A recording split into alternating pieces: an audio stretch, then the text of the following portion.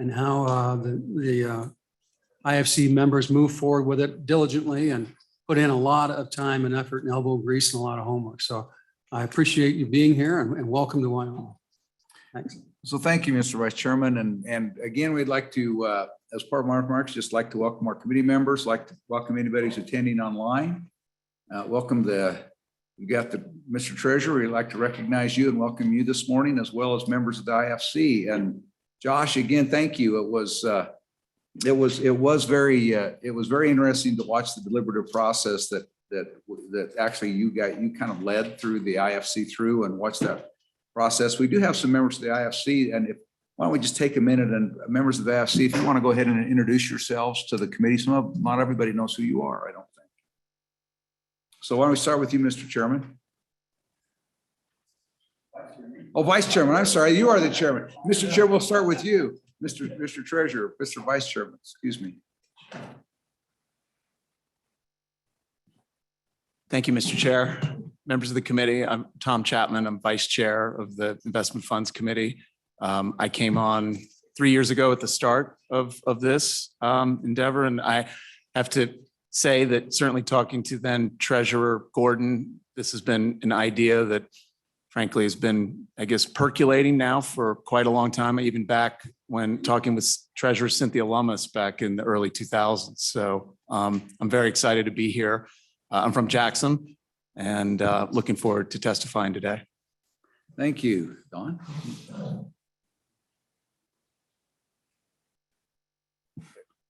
Good morning. My name is Don Patrini.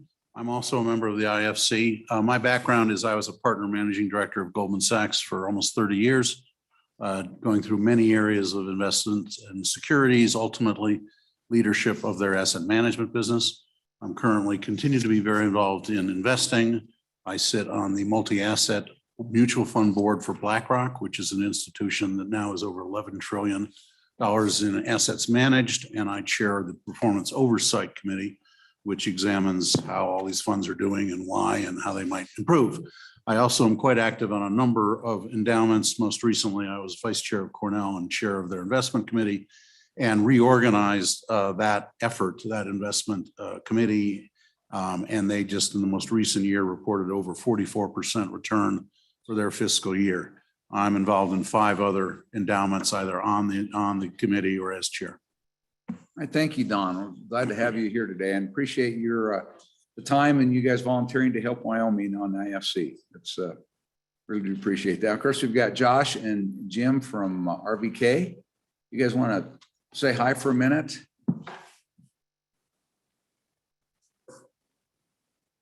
Happy to do so. Chair, Vice Chair, pleasure to be here. And I have to say on behalf of the RVK team that worked on this assignment, I will take your words back. They will be thrilled to hear them. Thank you very much.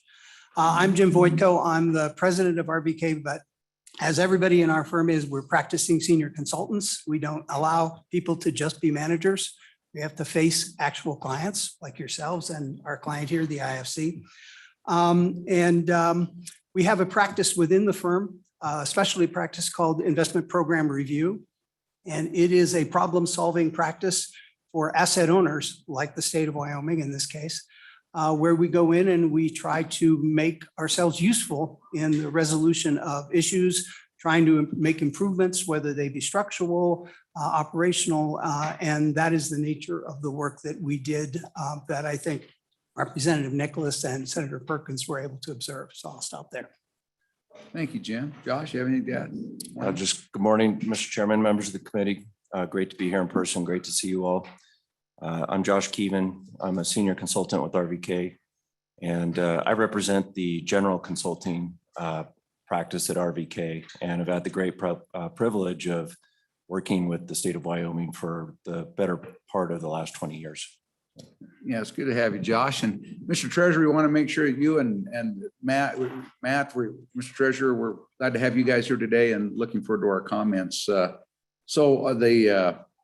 Anyway, I think the next item before we jump right into House Bill 244, I think we need the approval of the minutes from September 10th. So, got a motion by Senator Kinski, a second by Vice Chairman Nicholas, whatever your name is. And are there any additions or corrections to the minutes? All those in favor of the motion say aye. Those opposed, no. Motion carries. Minutes are adopted. So now we're already on time.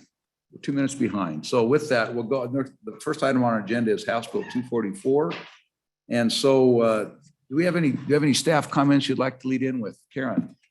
No staff comment specifically. I just wanted to let you know that we also do have 2 members of the IFC that are online as well. So Who would that be? I've allowed them both in. We have Russell Reed and Ken Lay. Please let them. They are, we're having some problems with our displays, so we cannot see them. The rest of the world can. Well, you know, But it's we're only working fair. on that. It's only fair. We had Ken Lay and who else was on the? Russell Reed. Oh, Russell Reed. So why don't we go ahead and since we let those who are here in person introduce themselves, why don't we go ahead and let the disembodied voices of Mr. Russell and Mr. Lay chime in if they would like to. Can you hear us? We can indeed. Go ahead. Go ahead. Whoever's going to go first, make sure you identify yourself because we don't recognize you. Sure. And so background also, Russell, please. So I'm Russell Reed. I am the newest member of the IFC, and it's a real pleasure to join and be part of this deliberative process. I've been an investment management professional for over 3 decades, and that has included being a chief investment officer for 3 large public plans, CalPERS in California, the pension system for the public employees there, the chief investment officer of the Alaska Permanent Fund, and also the chief investment officer for a development investor for the GCC countries of the Arabian Peninsula called the Gulf Investment Corporation. So and I'll turn it over to Ken. Yeah, hi, everybody. Ken Lay. I had a long career in finance as well, have had roughly 30 years at the World Bank, including my role as treasurer there, where we had, interestingly, in the context of this report, we had about 20 or 25 clients, institutional clients who were asset managers for sovereign wealth funds, national pension funds from all over the world. So it's been, and we work with them a lot on issues of the kind that we're talking about today in 244. Since I left the bank at the end of 2010, I've been working in asset management and on a whole variety of other projects to try to bring relatively cost-effective finance into some of the global public goods that we're dealing with right now. All right. Well, thank you. We appreciate again, like with the others, we appreciate you guys and your contributions to the state of Wyoming and your assistance with investing and providing some guidance to us. And particularly thank all of you on your work on House Bill 244. It did make for a very busy interim for, it's not interim for you guys, but interim for us. And so we do appreciate and recognize all that work that you do for all of our per diem rate of $300 a day. So we recognize that and appreciate your contributions. So with that, we'll go to the first item, our second item on our agenda, House Bill 244. And was there any staff comments on this, or do we go right ahead? If not, Jim, why don't you guys kind of take us into the report and we'll turn it over to you for your presentation. Well, thank you very much, Mr. Chair, members of the committee. As I mentioned at the intro, I co-lead the practice, the investment program review practice, and in part, it's because I'm stretching into my 4th decade of institutional investing experience, and I've run a state investment program myself in the state of Oregon. I've been a trustee, I've been an executive director, I've been a chief investment officer, worked on Wall Street, all of those good things in my background. And I've seen many different structures. When HB 244 was passed and our client, the IFC, was challenged to produce a report, they in turn retained RVK, not the general consulting side, but this investment program review specialty practice to help them not so much offer them recommendations that they should make, but paint a very broad landscape of the type of structures that are employed by similar funds, as well as our observations about them that they might take into consideration as they constructed their report to you. So our key part of our task was to look at the attributes of peer funds, use the experience that Josh and his colleagues that run general consulting for over 200 clients have attracted or have experienced over the course of decades of advising, and see if there were things that we could offer to the IFC that would help them in meeting their challenge that you set for them in HB 244. So we did produce this report. I hope that it has been circulated to the members of the committee. We strongly recommend, not out of pride of authorship, but more out of our belief that there is useful information in it. We really do recommend that you spend some time with the report. We believe that our client, the IFC, did so. You'll see in their work multiple references to their close reading of the structures that we describe for them in the peer institutions, the 9 peer institutions. And by the way, we put those side by side with the current structure that exists in Wyoming. So rather than go through each of the peers, I'd rather, if I could, extract from our report essentially inferences that we drew from ourselves building this set of peers, using our experience with over 200 general consulting clients, and the very productive interaction that we had with our client, the IFC, which Representative Nicholas and Senator Perkins had the opportunity to see firsthand.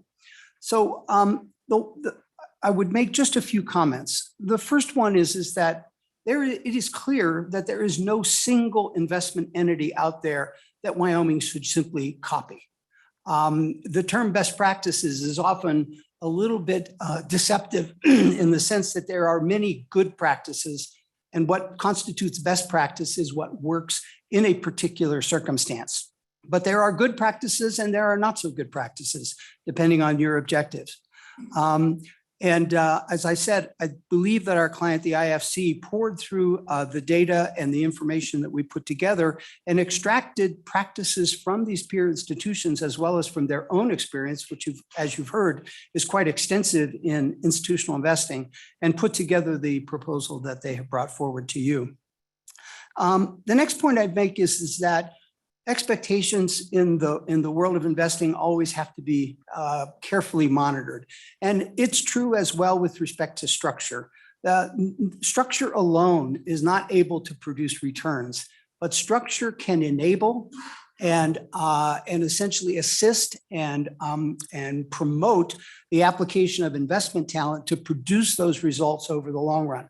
Those results are good returns, but those results are also risk management, which is often less attended to, if you will, than returns themselves. So there's no guarantee that structural change alone can make a difference that you might seek to have, but it can make a big difference over time if it is combined with good investment talent. And a poor structure is very difficult for good investment talent to do its job. In fact, poor structures tend not to attract the best investment talent. The other thing I would say is that this issue of human talent is a very important one. Investing is not a mechanical endeavor, if you will. It is the application of creative human talent to the investment markets, which, as you know, change every single day. And one of the things that is very hard, I think, I was thinking back, this is probably the 7th state legislature that I've testified before. It's very hard when you are engaged in your own situation to understand that the investment of all of the industries, institutional investing may be the most globalized of all. And that means that when Wyoming thinks about how to attract good investment talent to its programs, it's not competing with Montana or Idaho or Colorado alone. It is, but it's not, but it also competes with California and New York. And in fact, it also competes with the Wealth Fund of Abu Dhabi, where one of our clients from Canada up and went to the Middle East. And what I'm trying to say is that when you think about how to attract and retain great investment talent, you're not operating within the boundaries of your state. You're operating in a global talent marketplace. It's just the nature of the way it is. There's nothing that anybody can do about it. And you compete against many institutions, by the way, banks, asset managers, other public funds, endowments, such as the Cornell Endowment, for example. You even compete against investment consulting firms like ourselves. We have 3 former CIOs that are consultants at our firm. I'm one of them. So when you think about talent, don't assume that it's easy to get, particularly the best talent. It's not.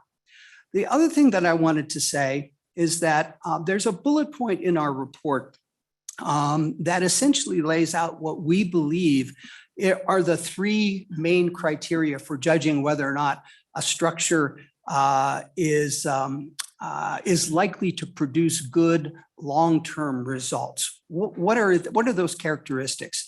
The first one is that it supports the acquisition and retention of the best human capital, the best human investment talent possible for Wyoming. The second is that it fosters the application of that talent to Wyoming's assets, which are considerable.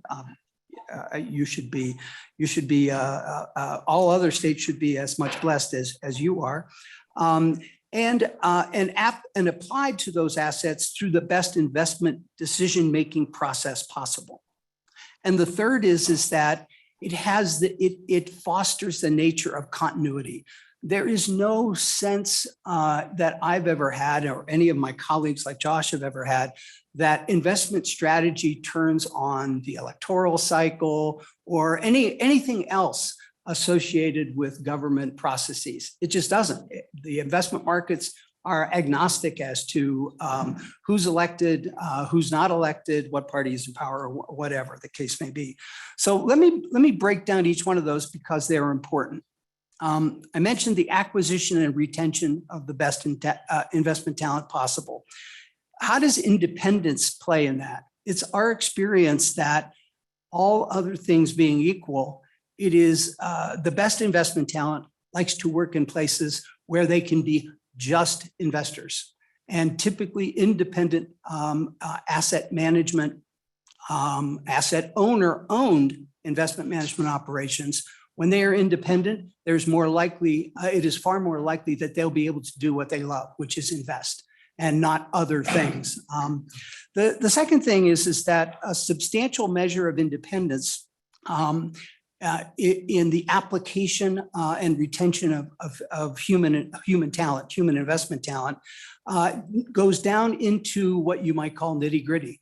Personnel descriptions, personnel management, job descriptions, compensation, all of those things matter to investment talent that is looking for a place to work. And we have to think about structures, not just in terms of who's working there today or who you think might work tomorrow, but who might be working in the next decade and the decade after. The second thing that I mentioned is the best investment decision-making process possible. Again, how does independence tend to support that? Because again, it allows the focus to be solely on investments and not on other attributes or other challenges or other missions that they are supposed to accomplish. The other thing that we've observed about great investors is they like to be focused on the investment markets and the issues and expectations that are built into the investment markets, as opposed to those that are in other areas, whether it be government, politics, or anything else. The third thing is this issue of continuity. I can't stress how important it is that investment strategy needs to be continuous in nature. As I said before, and good investment strategies have their own life cycle and they're not connected to anything else that you might be familiar with, whether it's budget processes or anything else. So it requires the ability to pursue strategies that are not timed to anything else other than what the investment marketplace is offering to institutional investors. So that I think that if, as you proceed in any deliberations that you might have over the IFC's report, it might be good in our judgment to keep those three things in mind.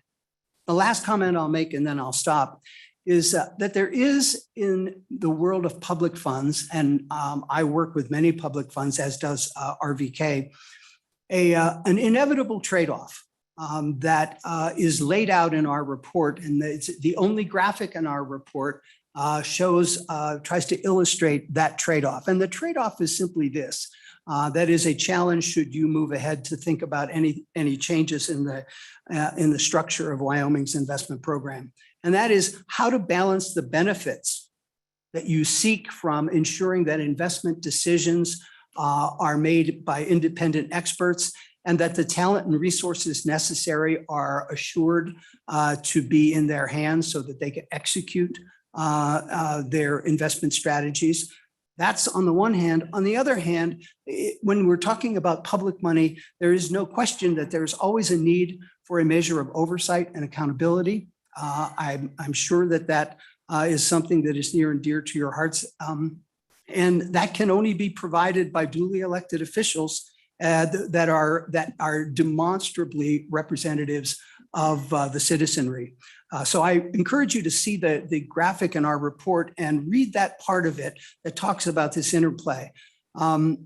So with regard to this trade-off, we would say a couple of things. One is don't confuse this trade-off with transparency or reporting.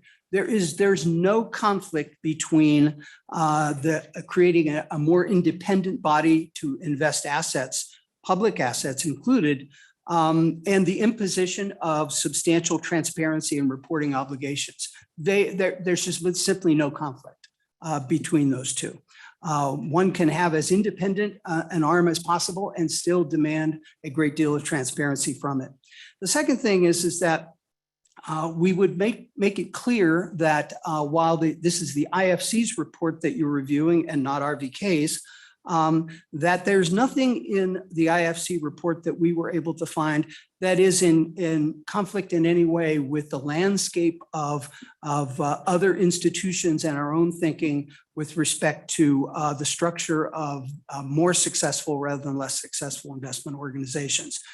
We look at the proposal, if you look at the spectrum that the graphic that we have in our report, as moving Wyoming's investment program more toward the center of that trade-off. And I'll stop there. I'll happy to answer questions, but we're just the opening act for the real experts that are to my left. So I'm happy to stop there, Chair and Vice Chair. Thank you. Mr. Vice Chairman. Thank you.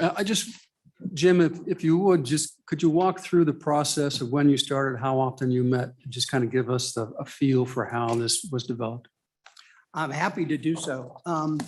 If you, in our report, we actually always, when we do a project, we talk about the project team so that everybody knows who at RVK worked on this. And in our report on page 7, you'll see the list of the project team. It was a somewhat larger project team than normal because this project one was very important to us because of our long service to Wyoming. We have a sense of ownership in terms of the service that we provide the state. And the second is that it was a very compressed time frame, just of necessity. You passed HB 244. The IFC quickly moved into action. They engaged us, but gave us some pretty tight deadlines, which we were pleased to have met. But it took some effort. On the methods part, you'll see in the report that we did an enormous number of interviews, both of stakeholders and officials within the state of Wyoming, so that we had an accurate picture of the state of affairs within the state. Even though we relied a great deal on Josh's long experience and his general consulting team as well. We interviewed every single member individually of the IFC, including the state treasurer, including members of the legislature. We interviewed the governor. We interviewed every member of the SLIB as well. And then we went out and did a in-depth research on the 9 peer funds, which we selected in collaboration with the IFC from a universe of, Josh, it was probably 20 or so funds that were candidates. The press of time and simply resources meant that we had to focus in. But keep in mind that this is a pretty broad set of peers, and it covers multiple states within the United States, as well as several funds that are outside our borders. And then we met with the IFC, I believe, at least 3 times for multiple hour meetings, and facilitated their discussion as best we could, and also answered questions and did follow-up research at their request. So the last thing we did is that in our report, you can see the list of documents that we reviewed, both in Wyoming, but also within the peer institutions that we studied. So it was pretty extensive. And if I could give the team that I led a pat in the back, I thought they did a heck of a job, if you don't mind me saying so. Thank you. We'll go to Representative Larson, and we'll come back over here to Senator Kinsky. Go ahead, Representative. Thank you, Larson. Mr. Chairman. As you started your comments this morning, you talked a little bit about structures and the importance of structure not in the foundation of what we're trying to do and what we're trying to consider. You made some comments about structures vary. So as you've evaluated Wyoming's structure, give us your opinion of where we stand. Does it warrant improvement? Well, every structure warrants improvement, I suppose. Be honest here. Is the easy answer. But if you look at page 43 of our report, if you happen to have it in front of you, we would make the following observations. If your goal is to strike a balance somewhere in the middle between the engagement of independent experts in the management of your funds and also have oversight that comes from, the only place that oversight can come from, elected officials. Wyoming currently sits pretty far to the right toward oversight. And I say that not because it's an opinion, it's really more a fact. The final investment decisions rest with 3 elected officials. And the IFC itself is only advisory. So that is one. The second is that one of those elected officials plays a role at all levels of the program. At the SLIB itself, chairs the IFC, and also manages, hires and fires and determines the compensation and disciplines the investment staff. That would put your program, just looking at those facts, pretty far toward the oversight and farther away from the sense of independence or employment of investment expertise on a permanent basis. The only institutions that would be further out are a handful, and those would be the 2 states I'm aware of that have sole fiduciaries, New York and Michigan. And in those cases, those are the only ones that would be further on the right side of the spectrum, that is toward the involvement of elected officials in all investment decisions at all levels with all resources. So I hope that's responsive. We're going to go ahead. Senator Kinsky, did you have a question? And we'll come back to you, Andy. Not a question, just an observation for my colleagues that are scrambling, looking to find this report. We don't have it in our packets. So you're referring to page 7 of the report, and we've got quite a few pieces of documents up here. We could never find the exact report you're referring to. Well, this is our report to the IFC, which I don't know if it's been circulated to you, but Okay. Again, without pride of authorship, I do recommend that you read it. Oh, okay.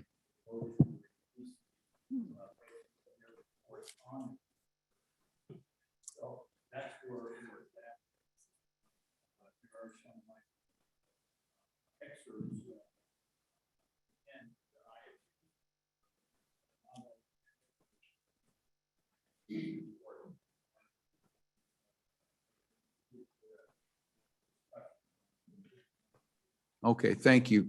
Thank you for that clarification.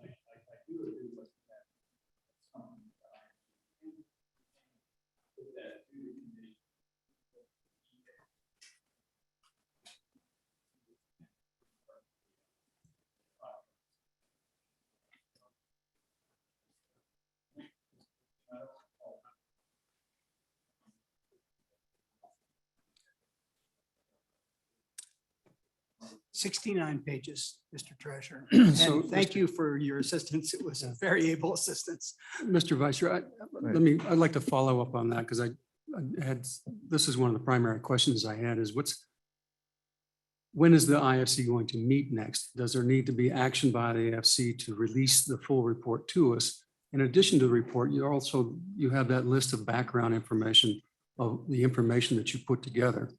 And what I would like to have is have the report plus the background available, basically put on a website for the legislature to not only review the report, but background materials. So if you could just opine on when and how that's going to take place, the sooner the better, as far as we're concerned, so that the folks over Christmas can catch up. Go ahead, Tom. Thank you, Mr. Vice Chair. I don't think, Don and I were talking about it. I don't think there's going to be any issue with releasing the RVK report, frankly, and maybe apologize for not doing it. But there's nothing in it that frankly, that for any reason to be holding it back. So if anything, it can only help. So, but I don't think we have a mechanism necessarily. I don't know if we necessarily need to vote on it as being an advisory committee. So. Mr. Treasurer, as the chairman of that, is there a process that you need to call and either have a meeting or a conference call, or what's the process to get that done?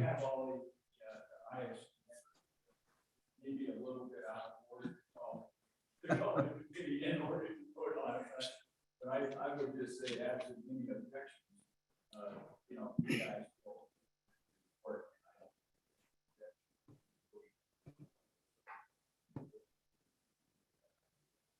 Great. So what we like, Polly or somebody, we'll follow up maybe over the lunch hour so we can assimilate that and have those documents and get them scanned in. Thank you. Thank you very much. Representative Schwartz. Thank you, Mr. Chairman. This conversation was essentially what I was going to ask about, but my follow-up question is, not having the full report, what level of action do the chairman think we can pursue today?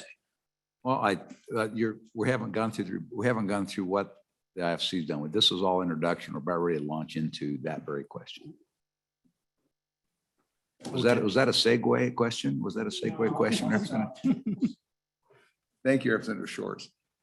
So with that, are there any other questions for our friends at RVK before we launch into the IFC and which now we're going to get into the assessment options that they provided us, which is what most of us, I think, have read and looked at.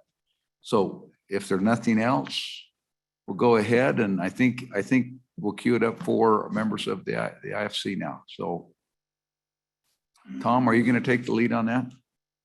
Yes, Mr. Chair. And Karen, is there a way to put up the presentation up on the screens, or we still that's why having- this little monitor right here. Oh, is it? for us, Okay, Tom. which our is big gonna screens be aren't working today. probably hard to see. I'll just mention the pages, but it's not very long. It's So- the 8-page assessment options for improving investment operations for the state of Wyoming. So it's a PowerPoint.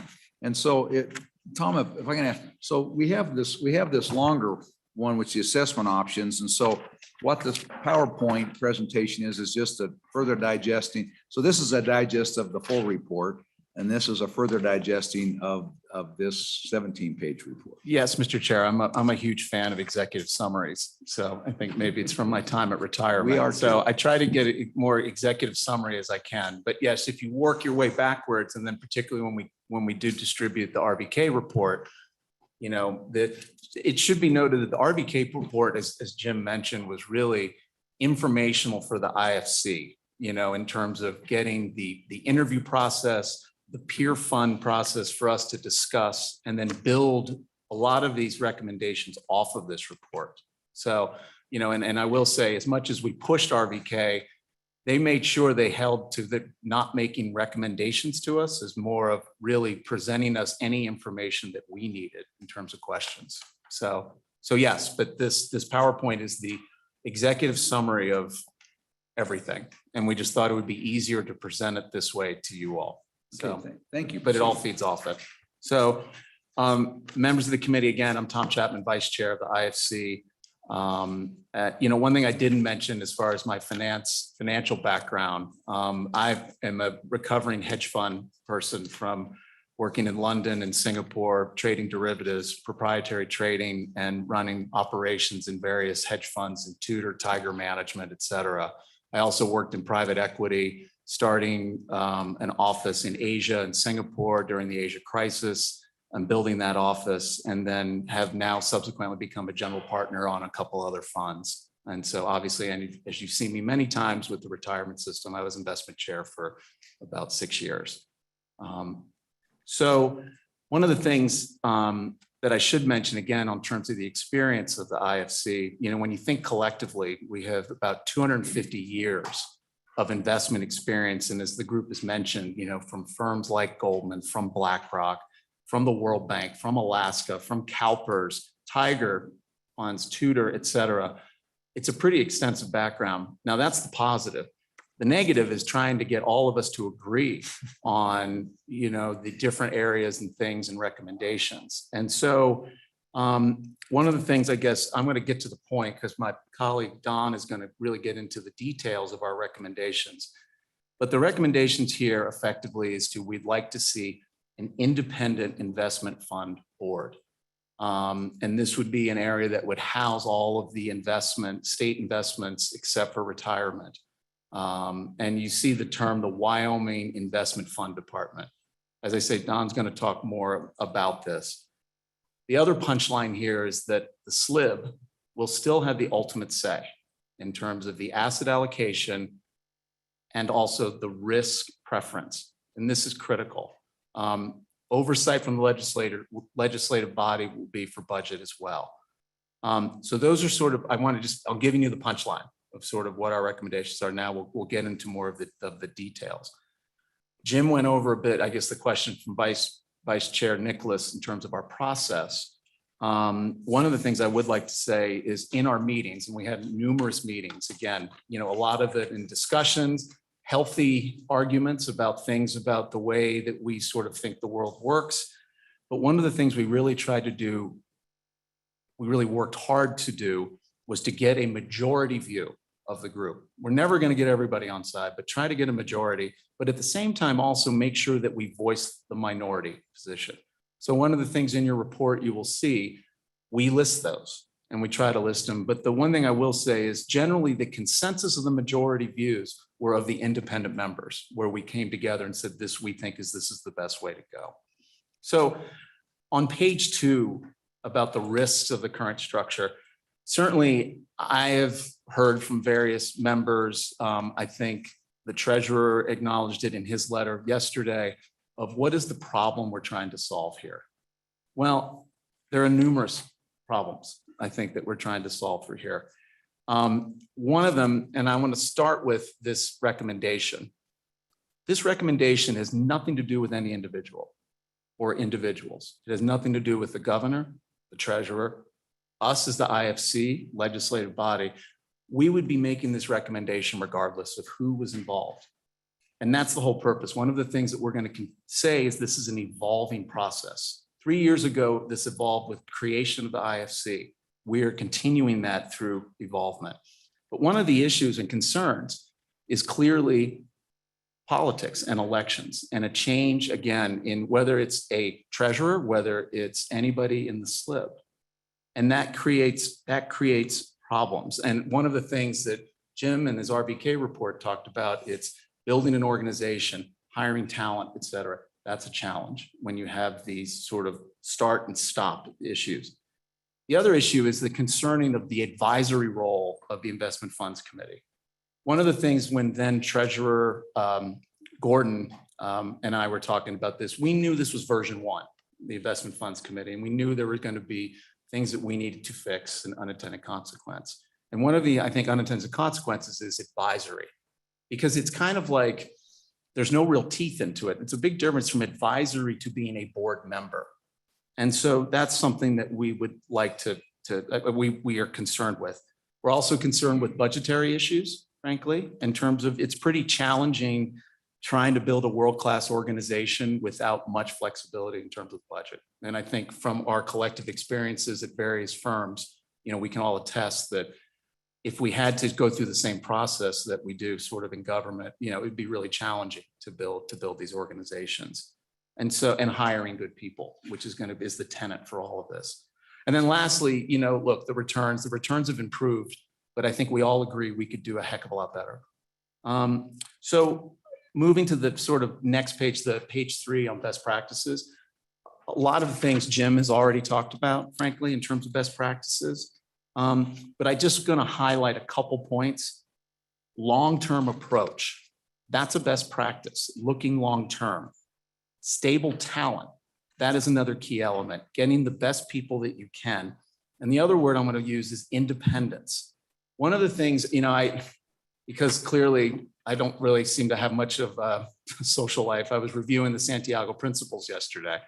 And, one of the things, if you look at, I guess it's on page 5 and it's Santiago, I think it's number 6, when it talks about the pursuit of investment decisions and investment operations free of political influence. That's one of the tenets of it.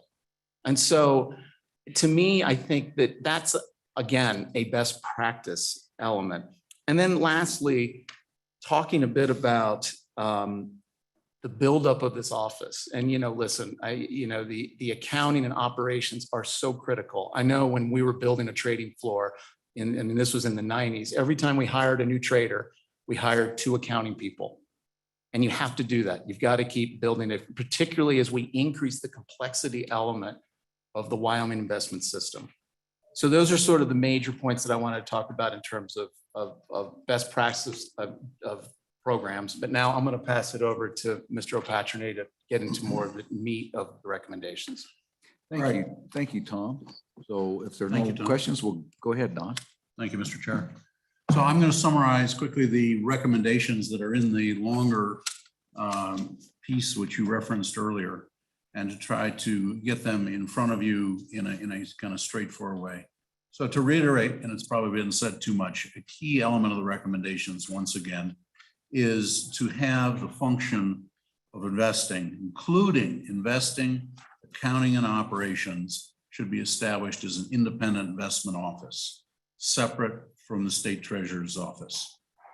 We would point out to you that even in these areas, there's lots of challenges that are still faced within that office. There are significant challenges which remain in terms of the infrastructure and accounting systems. There are challenges that remain in terms of compliance. There are challenges in terms of risk management, and there are challenges in terms of getting and training outstanding people to build this out. So I want to be very clear that we bring this to you not thinking that this is all done. We're going to dust our hands on it and just watch it as it unfolds. There's lots of work ahead. I'd also point out that, as you can see in this sheet, this is definitely the trend towards which premier asset management sovereign wealth funds are going. As you can see from the list, ranging from Alaska to New Zealand to Wisconsin, there's a long list of states which are moving this way. The second point we would make is that the ultimate decision-making on risk and risk as it relates to asset allocation is being suggested to be retained with the SLIB. And we point out to you that the treasurer is still intended to be a voting member of that SLIB. So those significant responsibilities are retained. We think it's important that the representatives of the populace of Wisconsin are represented in those decisions. In terms of the relationship with the legislature, that's equally important. We're going to comment that we are suggesting a continuation of providing 2 liaisons from the legislative branch to sit in on all of IFC, to be renamed IFB for board meetings, as well as a requirement to provide clear, transparent performance, risk, budgeting information, as well as any other information that might be requested from the IFB. We're suggesting to build the IFB numbers of voting members. So we would take it up in effect to have 6 voting members, including the treasurer. The treasurer is retaining the role of a voting member in that group, and then adding the 3 other liaisons, 2 from the legislature and 1 are representing the governor. Once again, that is, as you'll see from the number of precedents that RFK has put forward, that is very much a continuing trend. The reason we're deepening that is because we would like to take a further step in terms of the IFC personnel, in terms of the depth of their knowledge, whether it's risks or equities or fixed income. There's specific expertise that we would like to strengthen the IFC. So that's why we're adding a couple other names here. There's a good selection process which goes on. It's kind of a double arm's length, which was, I think, drawn from New Zealand. Would continue with that so that we can have, in effect, people who are in effect uncoerced in any fashion. But we would improve it by better communication of what the needs are, pursuant to my earlier comment of having specific skill sets that we'd like to add. Clearly, this IFB is going to have to be subject to governance. The expectation is a requirement to provide a written policy to be approved. And we have suggested that the chair would be elected from amongst the independent IFB members for a renewable 2-year period. So you have a rotation, but you clearly are putting someone in charge. In all of these, we pointed out where the treasurer has taken a different view. And so in fairness, we should disclose that in terms of the composition of the IFB, the treasurer feels that they should be the chair. And also in terms of the governance, that they retain all of these activities in the state treasurer's office, with the treasurer having the ability to hire and fire any individuals there.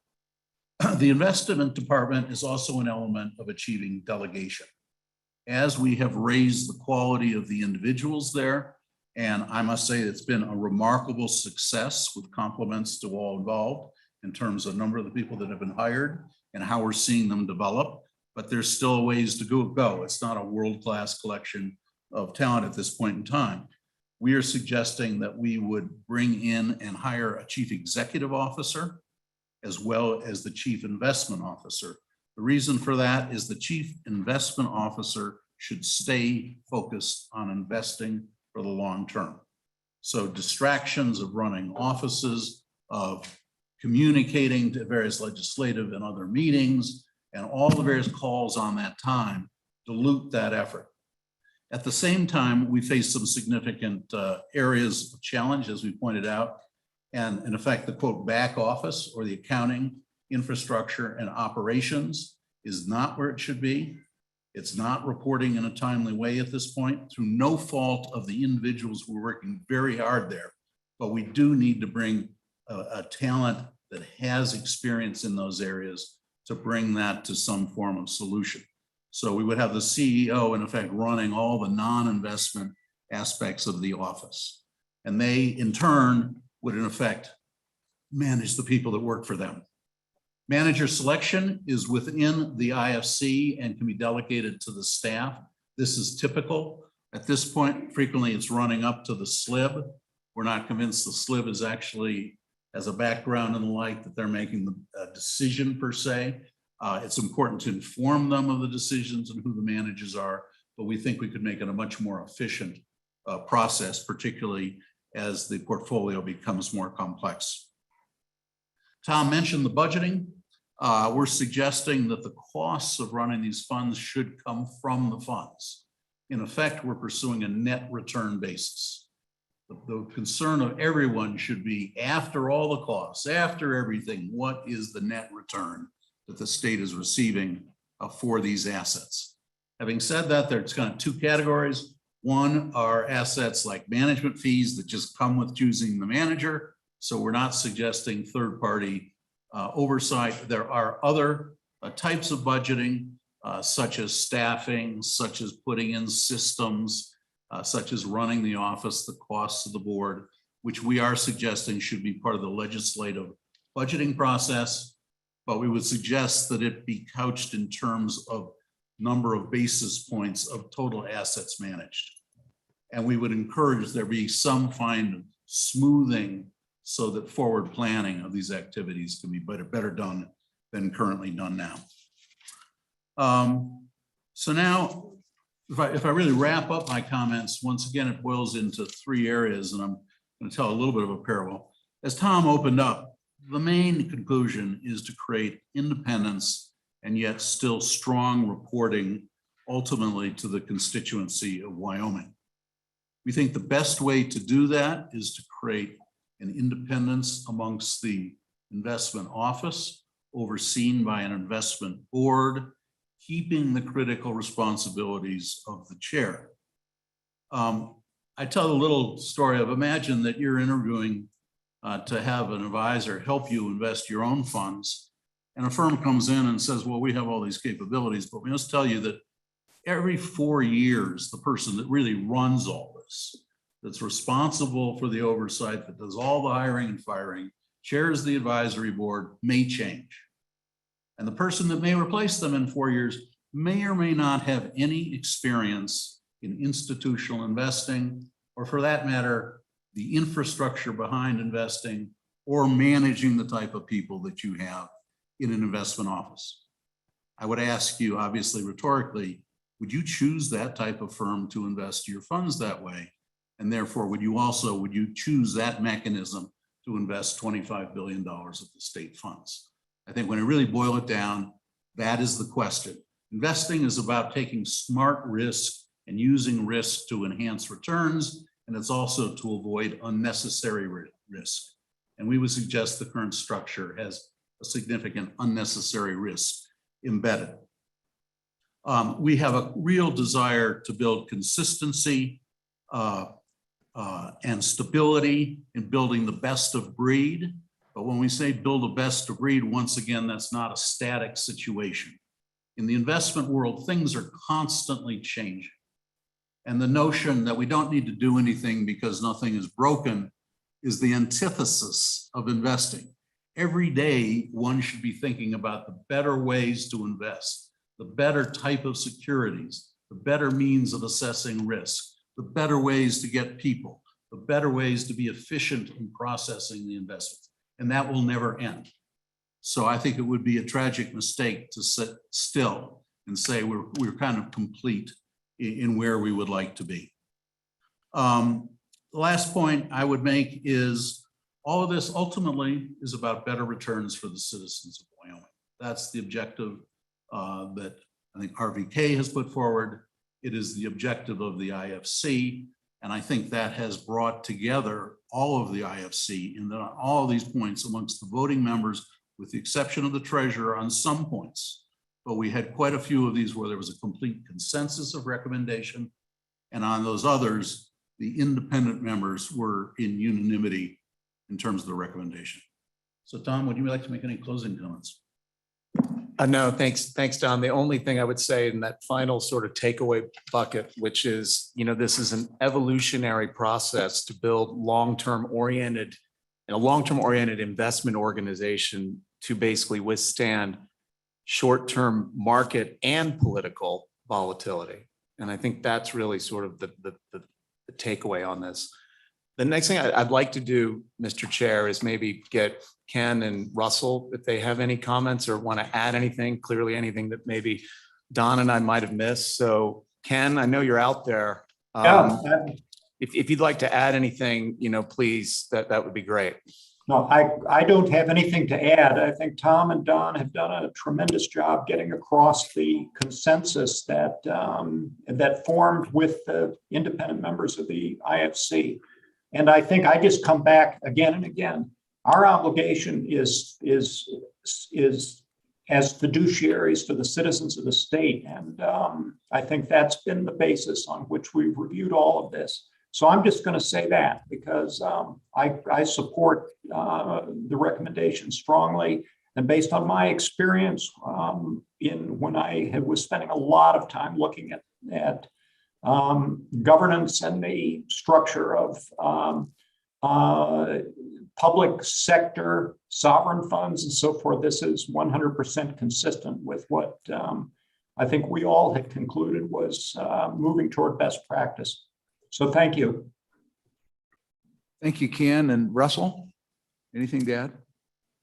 Yes, I'm also strongly supportive of the conclusions of the report, the process that was undertaken by RVK and by the IFC.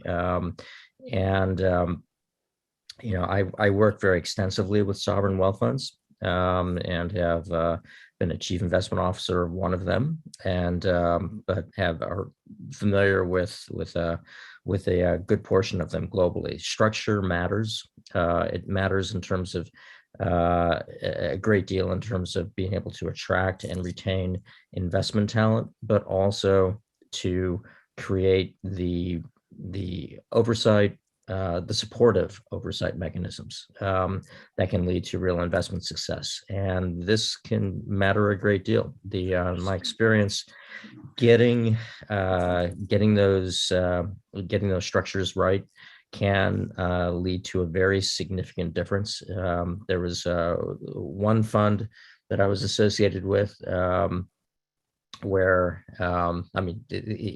over a period of time, it can lead to a difference of, billions of dollars. So those numbers can be pretty staggering. So getting this right matters as a legislative matter. One quick side note, which the legislature will want to do, and which is recommended in our report, is also ensure that as we potentially create a new sovereign state-owned enterprise that will manage the state's sovereign funds, is to secure a tax opinion so that there's comfort that we maintain the tax exempt nature of the state's sovereign funds. So that'll be an important thing. You secure that with a tax opinion, and that will be something that would be recommended, I believe, by the legislature, and that we'd be happy to help with. Thank you, Russ. And then somewhere back there, he's right behind the pillar, but there's Sam Sims, who's also a member of the IFC. And Sam, I'm sorry, if you were here before when everybody's introducing themselves, I didn't see you because of the pillar. Yeah, I came in late, Mr. Chairman, but thank you. Yeah, I think this is a very thorough process, very well thought out. I think that one of the strengths of the IFC is there are people with different backgrounds. We all have finance backgrounds, but come at this from different angles. And as a sitting CIO in Wyoming, I have my perspective is that a lot of the challenges we've faced, and I think a lot of the challenges that Treasury relate to budget flexibility and headcount flexibility. And so if there's some type of restructuring that improves that, I think that'll be very helpful. And I think that could improve outcomes. I think that if there is some type of restructuring, but it doesn't improve the operating flexibility, I wouldn't necessarily expect to see better outcomes. So I think that's a key element of this proposal is the budget part. Thank you, Sam. And for people who may not remember you, Sam, you're the CIO of? Yeah, I'm CIO of the Wyoming Retirement System, and I started just about eight years ago, and really want to thank you all for what you've done for us and building out the program and getting us the resources we need. Thank you. Okay, thank you. So the treasurer has a varying point of view, we'll put it that way. But before we move into the treasurer and his letter, go ahead. Are there questions that members of the committee have for the members of the IFC? Go ahead, Representative Schwartz. Thank you, Mr. Chairman. So you mentioned that the responsibility of the SLIB board in terms of managers choosing managers would go away. Are there any other foreseen changes to the role of the SLIB? Don? I spoke to that. No. In fact, on the one hand, we're really enhancing their role because the thought is that we will come to the SLIB with a recommendation for the asset allocation, which is done about every 3 years, with a clear communication of what are the risks inherent to that and the trade-offs, looking for approval there. We also obviously have the reference portfolio that we've used as an overarching risk constraint.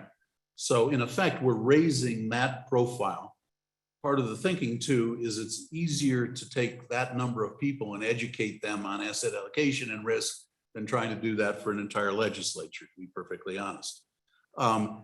We would also comment that since there is a statutory requirement, to the extent managers are chosen, we will inform the SLIB of the manager, the nature of the manager, and the terms and conditions of that engagement, as well as the general performance and risk communications that we would also be providing to the legislature.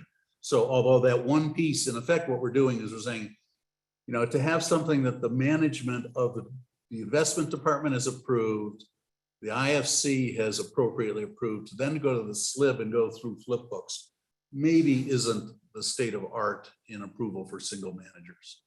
And so net, we've taken a little bit down, but we've raised a profile that's much more material to the outcome.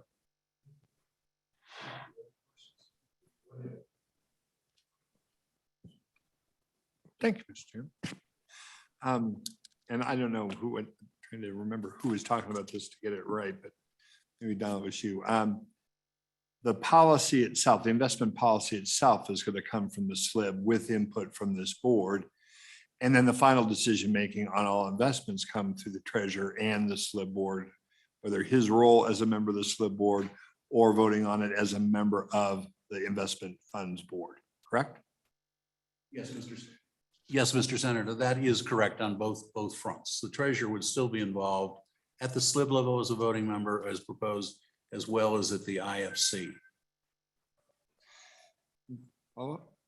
And just to make sure that I heard it correctly, this came from RVK, but I think you all both referenced it. That best practices itself is an elusive term, and it has as much to do with the type of investing you're doing as much as the people that are doing the investing. As well as the people that are making the decisions and building that culture is part of what is best practices, but it's also what they're managing. It's a combination of the two. So it's not like where you can say one thing, this is the best practice, because each one is different on what you're managing. Did I have that right? Yes, I would comment that I think the interpretation of their comment is more that the perfect can be the enemy of the good, and that having long debates about what is the perfect practice is not so important as putting in good, solid, consistent practices over a long period of time. And so this process, and we've tried to avoid kind of, you know, how many angels dance on a head of a pin to an optimal, but what is pragmatic, what is workable, and what can get the job done in a most efficient and proper basis. One more follow-up. Thank you, Mr. Chairman. And so when we talk about, let me make sure I have this one too, this independence and talent, that when we talk about those two terms, we talk about talent as in the folks that are making the recommendations on investing and investing principles, but we're also talking about the culture and the talent of the people that are actually working in the office and the whole thing from top to bottom. So that would be the folks working on the investment side in the trenches of itself, the management of all of that, and the house itself all comes from that top down, from that culture that's set from the SLIB down to the investment, you know, with the help of the investment funds board, the treasurer and all that. And that's how that all works, correct? Yes. I mean, there's no question that, you know, from the staffing levels, right? I mean, we used to use the analogy when I first joined the retirement system that, you know, the financial markets are the NFL and we have the salary cap of a Pee Wee football team, right? And so that's a challenge, right? So how do you build that talent?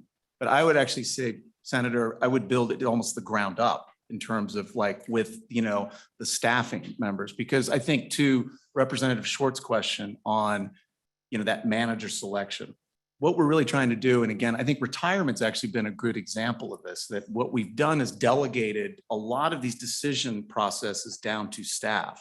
That has worked really well because they have the ability to move quickly. They have the ability to talk to the best people in the world, really real time, rather than necessarily going out and trying to make the pitch to, say, the various levels. And so, we think in terms of when we talk about best practices, it's, you're really trying to create who are the people that can make the best decisions, frankly, also in the right amount of time. Thank you, Mr. Chairman. If I may add, we've had the pleasure of being able to pick and choose, if you will. RFK did a very good survey. And as we went through, we literally had all the various aspects and the various mechanisms that could be used and had discussions in our meeting debating those. So it's been very fulsome in terms of building it out and not just choosing XYZ state is who we should mirror. We've really tried to tailor this to the state of Wyoming and the current circumstances. Thank you. So we'll go here to Gary, Representative Overview, and we'll come back to the vice chair. Yeah, thank you, Mr. Chairman. My curiosity is, have you looked at your plans in relationship to the Wyoming Constitution and the mandates we have on distribution of income? And do your recommendations include things that need to be addressed in the Constitution? Thank you.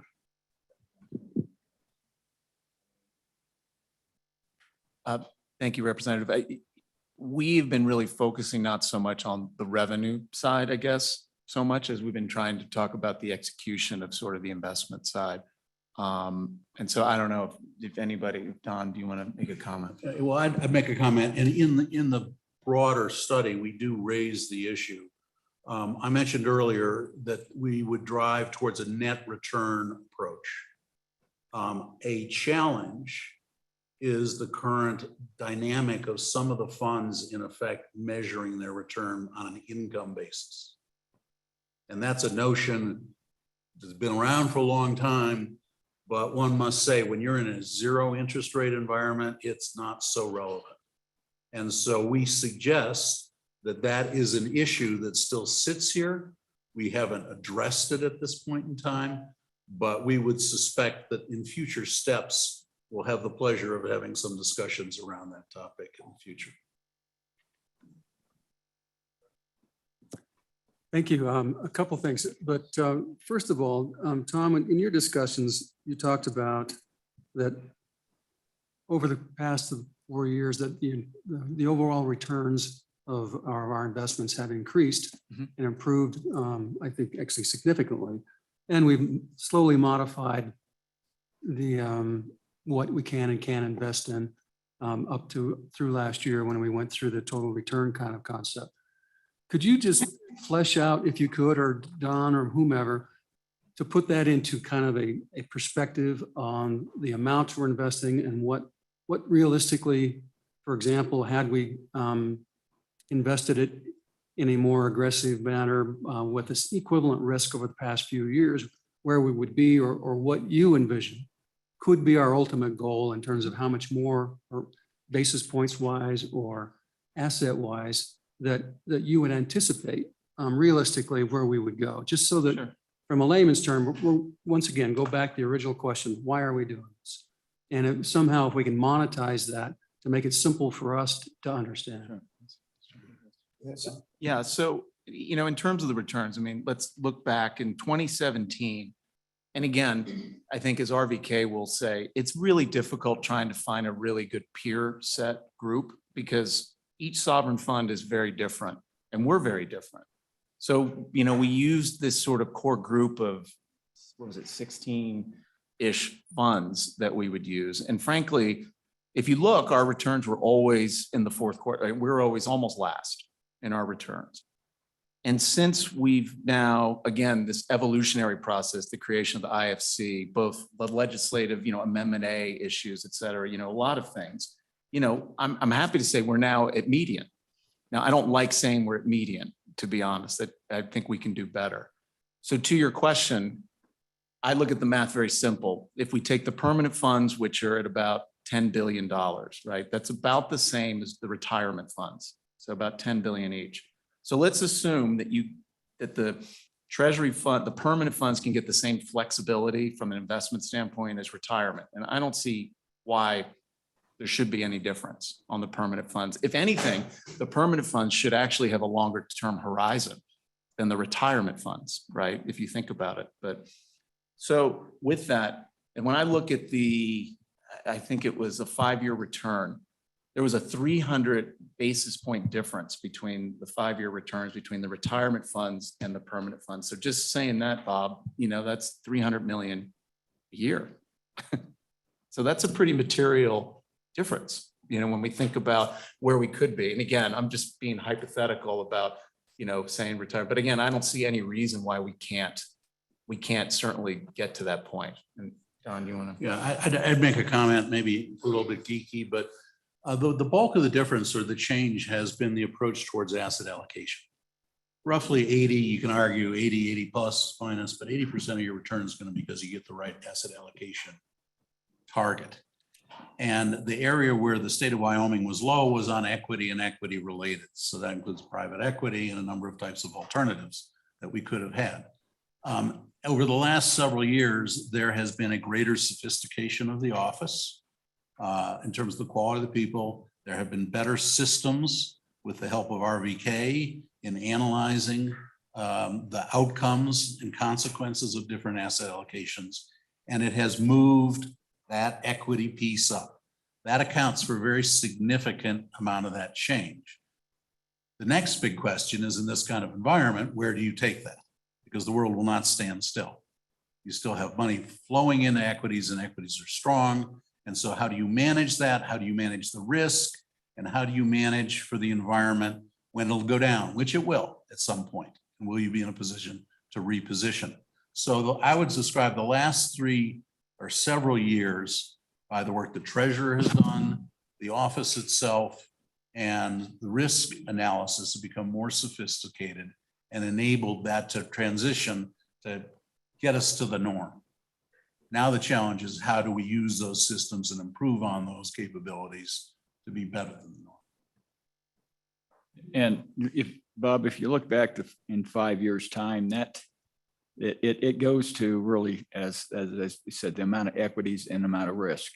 And even now, I think most retirement systems are 2 to 3 standard deviations higher in risk than what we are. We've added a lot of equities and we've limited the amount of risk, so we get the highest risk-adjusted return.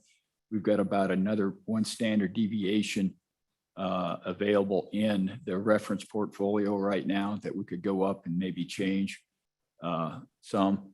But that's about where we're at. And, that's where, as these guys said, I really agree on a lot of the things that were in the report. I don't agree on a lot of the minutia and the details in different areas because of looking at the idea of a less politicalization in it. It puts a lot more into the office of the governor, who is the most political individual, irrespective of who has the office or what party holds the office, the most political individual in the state. That's from my perspective, and I think that's my opinion, but I think that probably a lot of you guys share that. And so I get, a little bit concerned that we're moving chairs on the deck of the ship, but not really moving it down that line of less political influence, actually increasing it in some aspects, decreasing it in some aspects.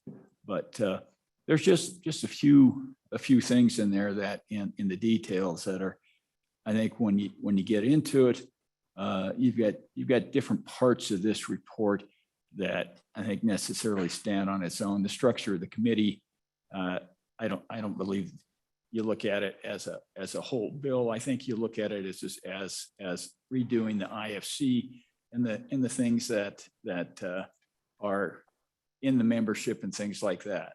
And frankly, I do a lot different with the IFC committee. And we can get into the details on that, but I just wanted to make sure that everybody realized the low returns really is partly is the philosophy of investment, as far as we could have been up to 55% years ago in equities. We could have been up to 70% in equities years ago, but we weren't, because that was essentially the leadership that was in front of us. Thank you. I appreciate that. While we're on this subject, this is a little bit the other direction, but when we've had a little bit of this conversation before, Mr. Treasurer, Don and Tom, and other members of the IFC, I mean, part of the issue is, like you said, is we got a better risk analysis. We got a different asset allocation. We started to modernize and some of those things, but like you said, it's always changing. And I think we all recognize the investment world has changed a lot in the last 10 years. I mean, it's incredibly more complicated than it used to be. But as we went in that, I mean, the other side of it, and Don, I think this goes to what you were talking about, was the other side is that we've kind of looked at this thing as there's been a significant emphasis on income, because it's important that come out to the state, and that, you know, you want to have these steady sources of income. And so could you elaborate on that? We'll start with you, Mr. Treasurer, and then move to your left. With that, just how do you see that working, and is there room for improvement on the ability for us to obtain returns if we move away from that income, that kind of income concept we've looked at with respect to the investment of our funds? No, I absolutely believe there is, and I'll go to something that I was saving on basically the 121 and the spending policy modifications that I think that could go in the be part of 121 that would help us out quite a little bit. And I think there's a lot of these things that are in the report that necessarily would make me more comfortable if they were in the Constitution. And so I think there's a couple of different constitutional amendments within the report there that would I think lend some I guess long-term stabilization to the investment process, which in part, I think, in the continuity that we seek in a lot of areas. But on the income part of it there, I think a lot of the states, and we've had this discussion more or less before, is that if you set out a cap on of spending as a percentage of the corpus, and use 5% for discussion, and then I say we're not to exceed 20% of the reserve account, and you define the reserve account as the difference between the corpus cost base and market value. And then essentially the spending cap is both the regular income, which is, as Don and Tom and everybody knows, has been decreasing because the interest rates and dividends have gone down. But that includes the 20% and the regular income, so you don't get any windfall. But if you put that in the Constitution, then that locks in the reserve process, and at least in the case of the permanent mineral trust fund, would probably lock in an amount that's sufficient to have that 20% reserve almost make up 5% of the corpus. So I think in that part, it kind of is a good key and lock fit. But yeah, those things are important, but them in themselves, that structure in itself is not going to guarantee that you're going to have more income. Because if you look at the work that I think Polly Scott did on endowments, that the range of endowments, which is essentially disregards the income and allows you to spend the corpus to give you your spending policy, that return rate varies substantially. So it's all of these are are nice to think of. They give you some convenience, but whether or not they actually add value is a concern that I have. So there's a lot of areas that I totally agree with these guys 100% in the budget processes in those areas. I don't agree with the risk part that has the SLIB board do that. I think that actually politicizes the risk more because of the one individual that has so much power on the SLIB board, which is the chairman and the governor. And that one person could sway, the risk down or sway the risk up. I think the risk is where it's now within the legislative process is the appropriate place. But that's getting into the details. Yeah. I've missed haven't I guess when it's my turn to talk, we'll talk about the Yeah, specifics. we'll get back to that in just a minute, Mr. Yeah. Treasurer. So Don, so what we're talking about is, what I'm trying to get to is if we move to this total, is there a difference between where we're at now and moving to this total return concept? 46 million. There is a significant difference between where we are Yeah. and where you would be on a total return basis. Yeah. I like to put it, whether it's toys in a sandbox or tools on the workbench, you want to have as many as you possibly can. And as soon as you constrain to creating income, you limit the number of types of securities and investments that you can make. The classic right now is that people are investing in hedge funds in lieu of fixed income to try to get some kind of income. Now, you can only imagine that the risk trade-off that's going on there, the reach that's going out in there to try to get income that you wouldn't if you were just viewing a total return type of objective. I would point out, since I do spend a tremendous amount of time on endowments, that where they do have a total return, they manage it to a draw though, however. It's not that all of the return disappears and they're driving into the corpus. In fact, they can't go down into the corpus because many of them are restricted gifts.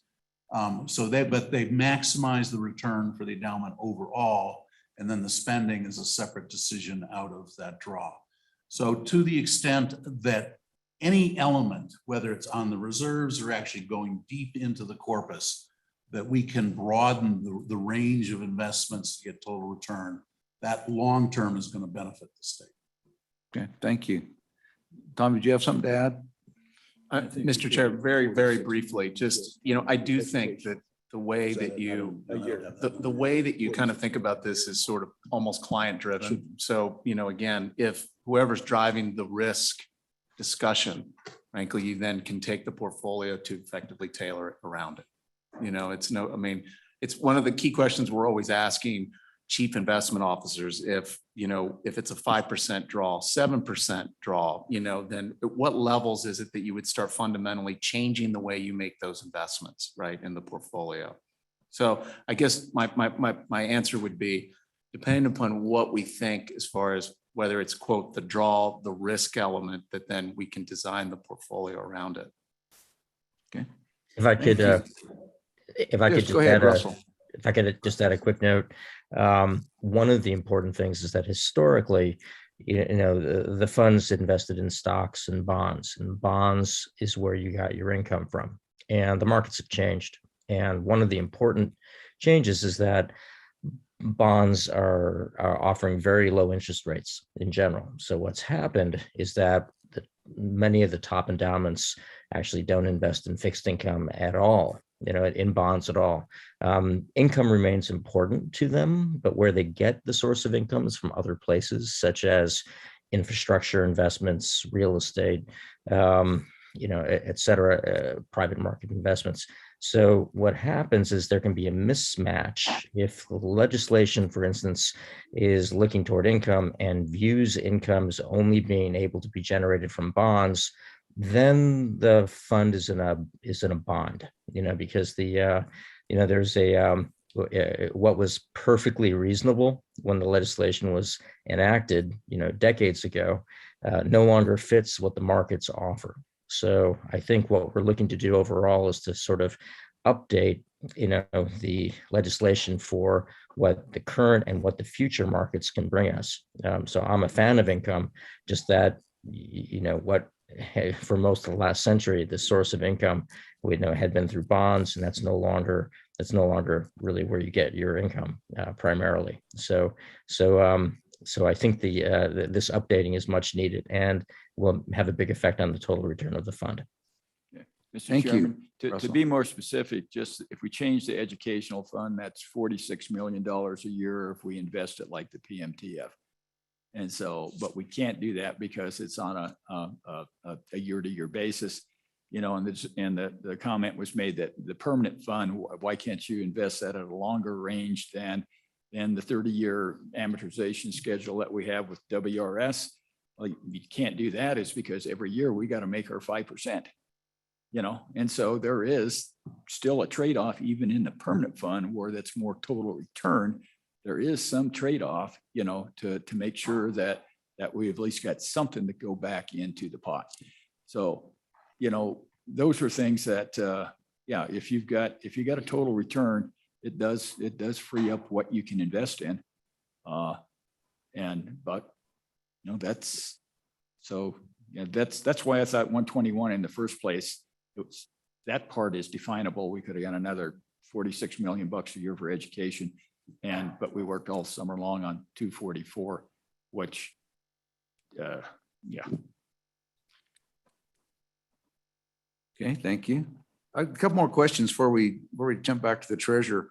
So when you looked at the selection process when you're talking about the selection process of the IFB, or the IFC, which would become the IFB, you had the continued current selection panel with improved communication skill requirements. And so the current selection panel, we've got a few people that are there by position, but most of them are, you know, if I remember right, the SLIB board ends up with a number of appointments. So you wanted to keep that the same, but yet you wanted to be able to find a void to fill in voids where there's a lacking skill set. So not everybody has the same skills. How do you see that envisioning when you have this, how did you envision that when you have this, when you still have each member of the SLIB board with their various appointment responsibilities? Mr. Chair, I had raised that. It's a peculiar in that it operates kind of in splendid isolation, in that there are a number of selected persons who decide on participants on the IFC. And there's not communication with the IFC necessarily of what qualifications are being looked at. So we looked at a number of alternatives. Should the chair of the IFB be on the selection committee? And I think we may try to make it simpler just to make it clear that the IFC, particularly the chair, should be communicating with the selection board itself about what the needs are. Frankly, right now it's kind of ad hoc. Various members of selection will give me a call and say, gee, we got these resumes. What do you think? And we'd like to make it a little more forward planning to the benefit of the. So what you're talking about is you don't do that, but just you're not specifically saying this SLIB board member appoints this area. You're just saying that we look at the overall needs, that's communicated, there's consultation with the SLIB or the SLIB members on their appointments, and it's up to them to make their appointment. We might want to have someone that has particular credit experience, for example, because that grows, or private equity experience, you know, or regional experience, for example, developing countries. And so to feed that back into them would be better. I think we also want to be sure that we are bringing people in who have actual investment experience, not just kind of oversight or compliance or legal, because we're digging into the real investment process here. So there are just some characteristics. This is one, it's maybe not broke, but it could use some oil. And so we're just trying to facilitate that communication. Thank you. Another question I had, did you want to follow up on that? Okay, another question I had was, we talked about the CEO and the CIO. So we wanted to have the CEO to basically take the burden of most of the non-investment related administrative function of the office. And that's what their job is. And allow the CIO to concentrate on the investment strategy and the administration of the investment side. But at the end of the day, who reports to whom, or are they co-heads of the department? Thank you, Mr. Chair. I would say this was the one topic that literally our committee was almost gridlocked on, just as an FYI. So we were just laughing because we've been arguing profusely over this. You know, when you quote, look at the peer funds, only one fund has a reporting structure where, you know, effectively the CIO reports directly to the treasurer, which, you know, on one. The majority of them have a CEO where the reporting structure, the CIO reports to the CEO. So again, as Don talked about in terms of the remarks, the idea of the CEO is to effectively let the CIO do their job and focus purely on investing and not have to worry about anything else. The CEO's responsibilities of not only effectively setting up and creating sort of the investment side of it or making sure with staffing, but it's also on the operations and the accounting side, which is so critical as you hear us keep emphasizing. And so again, trying to make sure that the CIO is free of, you know, of that distraction. And then obviously in this circumstance as a separate entity, you know, the idea would be, again, finding the right person. The CEO would be the one, again, sitting here reporting to you all on what is going on, getting the feedback, frankly, and discussions with the SLIB board, you know, effectively, hopefully being a voice of this new entity, frankly, again, so that the investment team can really focus on their job. So again, this is kind of, you know, we're still, those are sort of a detail, I guess, you know, we kind of left it there sort of, but that certainly was one that we were, you know, discussing. Go ahead. If I may just follow on one moment. The critical element to make this work, though, which we would emphasize, is to have the reporting. So the CIO reports to the CEO and the CEO has the rest of the office reporting to them. But the CIO should have free access to the IFC in regards to investment matters. So I want to be very clear. You don't have an investment person that has to go through kind of a non-investment person. You need to allow for that parallel. And that's where it will work. And it's around that we came to a consensus view. Okay. And that my understanding is, Sam, that's kind of the structure you have over at your shop, isn't it? Mr. Chairman, correct. Yes, there's a sort of informal dotted line between CIO and the board. Yeah. All right. Thank you. Then, the view I had, and maybe it was because I've been in the legislature so long, I had a 3-member board, which would be, I guess the parallel would be like the president, majority floor leader, and vice president would be in the center of that, which would be the CEO, the COO, and the treasurer. And there'd be a lot of delegation from the board to that 3-member board. But the dotted lines would still exist, and those exist basically when the IFC meets. Because you have your staff and other people that you invite to the office, and you can actually, you know, have those communications there. Or if they wanted not within that process, the dotted line is still there. But I was looking at that like a 3-member executive board that took over most of the daily activities and a lot of the decisions. And so that was kind of the difference that I saw in the organizational structure that was different than what the other IFC members necessarily looked at.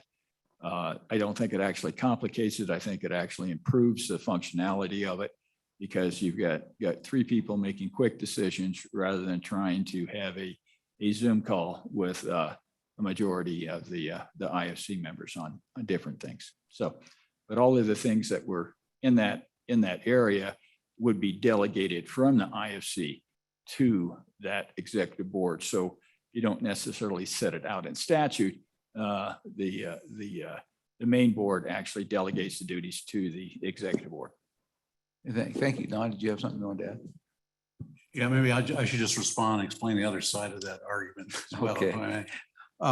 We'll allow for a little The proposal, as we understand it from the treasurer, is that the treasurer would chair the IFC or IFB and have this executive committee that he has mentioned, which would consist of the treasurer.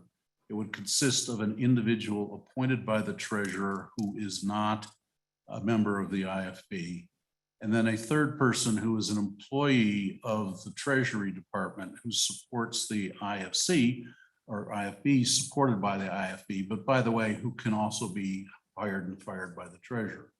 And so the concern was obviously when we started to lean into independence, that can eviscerate in effect the IFC by just basically having the operating be dedicated to entirely the treasurer's desires.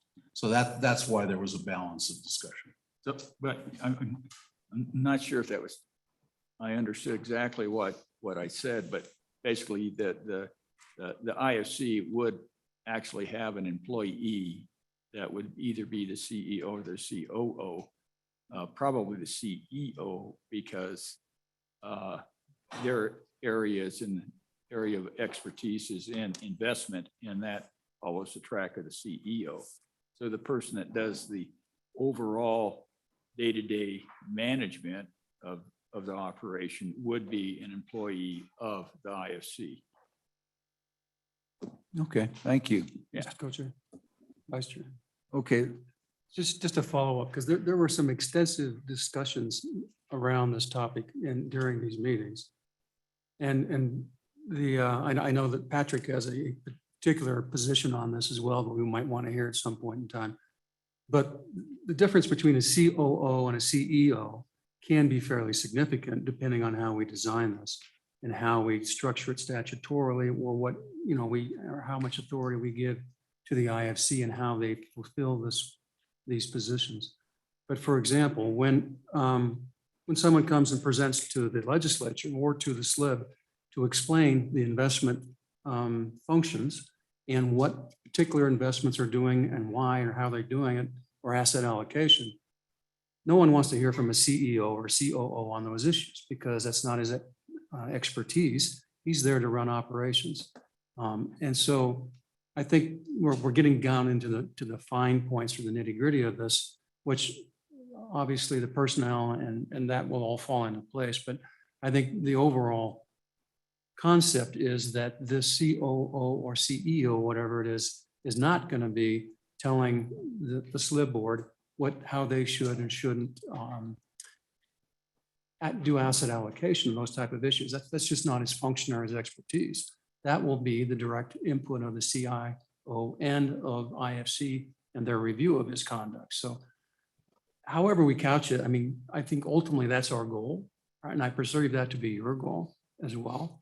And then I just want to point out that, Kurt, in a lot of ways, we really kind of put you in a rock and a hard place in this whole process.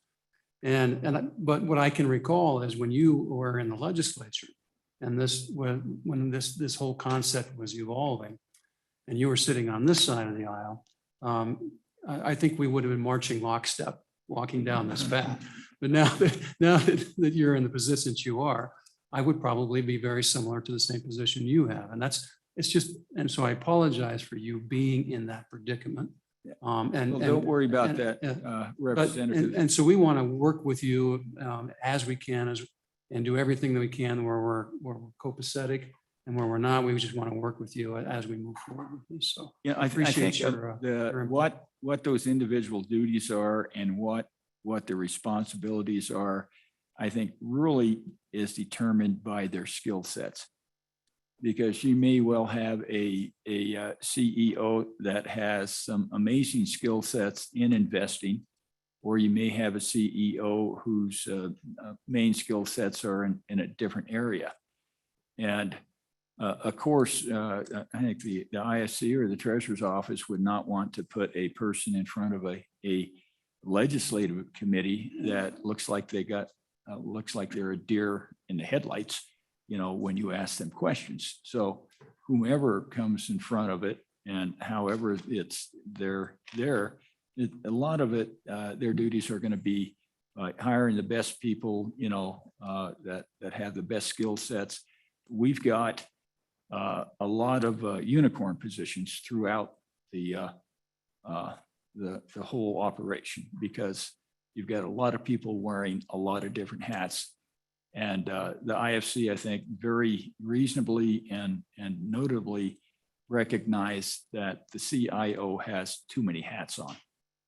and for him to do his job the way he wants to do it. Patrick loves to invest and loves that part of his job, and enjoys, I think, really the communication and the camaraderie he has with the legislature and other people out there. But it takes away from his main focus, which is to make money for the state of Wyoming and to make sure that the kids in our K through 12 and in our university have the proper support that they need.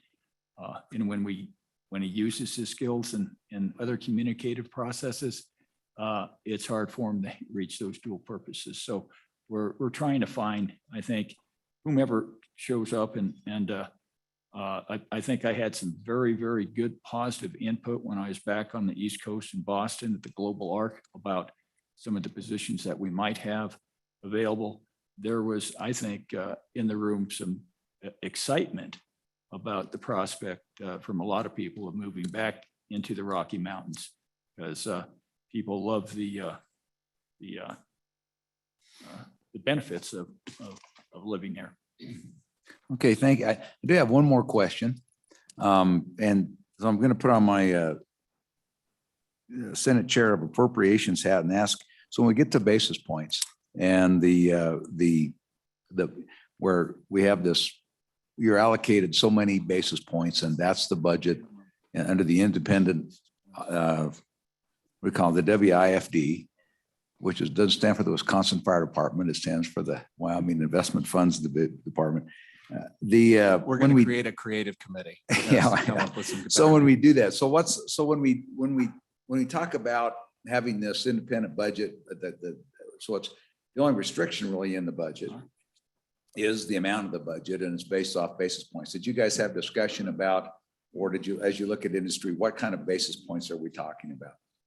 Yep, Mr. Chair, we have not. I mean, in terms of really getting down into it, I mean, I think at this point, it's sort of the introduction of the concept element. You know, I mean, I think the most important aspect, and I think clearly the three of us all agree, is having some sort of budget flexibility is critical.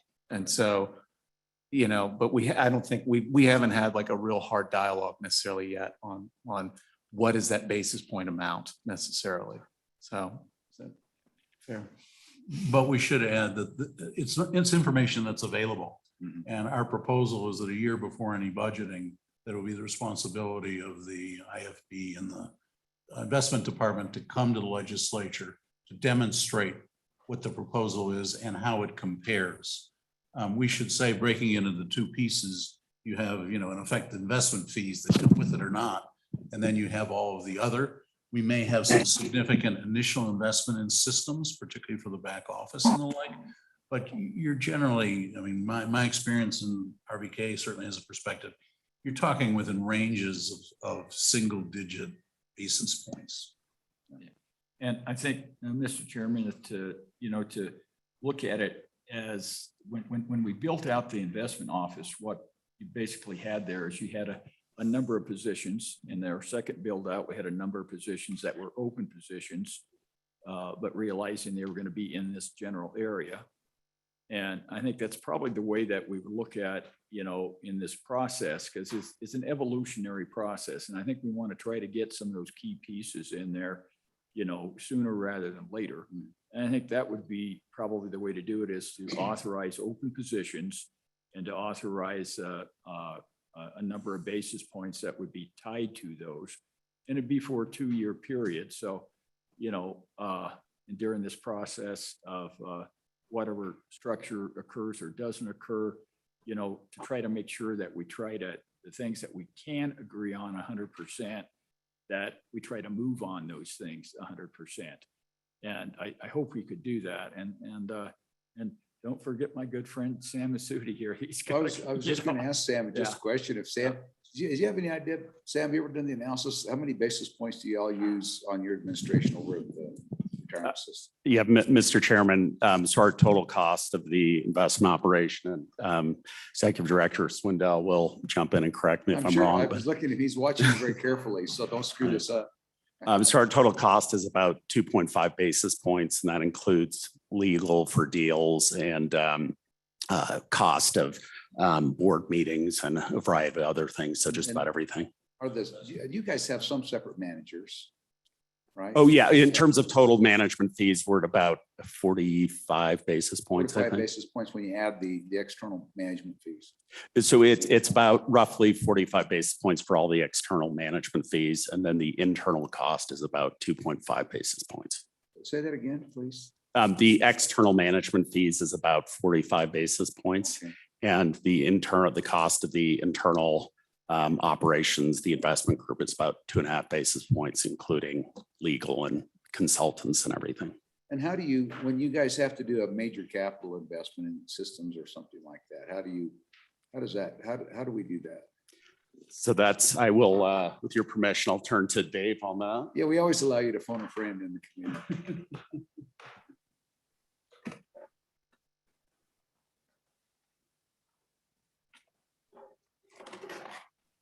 So, Mr. Chairman, if I understood, I'm David Swindell, the Executive Director of the Wyoming Retirement System. If I understood your question correctly, the question was, when we need to make a investment in systems, say a software program or licenses or things like that, how is that done? Is that the question?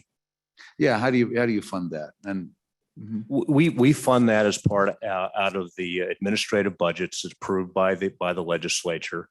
Because we do request, and the legislature has generally been pretty supportive of approving our technology requests. And so when Sam wants to purchase a system, we have a system called Tamale, which organizes all the papers and documents. It tracks an investment from birth to death. That's a software system that's funded out of our administrative budget. Total administrative expenses in the Wyoming Retirement System, including all the mailing expenses, 41,000 active employees, paying out 33,000 payments every month. We're about 7 to 8 basis points in any given year. all in. All in. Okay. Thank you. And that's about 20% less than peer systems, which are typically around 10 or 11 basis points. Okay, thank you. Representative Larson. Mr. Chair. Yes, Ken Lay. Go ahead, Mr. Lay. Yeah. Let me just come in on this very briefly. I think it's very important that the basic issue is, do we move in this direction, in which we basically say, look, we're going to monitor the basis point cost of managing the system. And I think that's very important. I think obviously it depends heavily on how much internal management that you're doing, as opposed to outsourcing different functions to third parties and all of that. I'm going into a discussion later today in a different context, in which we're going to be looking at the budget for a $25 billion fund. And we will be looking at it in terms of the number of basis points. I think the key point here, and we've been trying to discuss about this, is that there are, as Don had mentioned, there are a lot of comparators.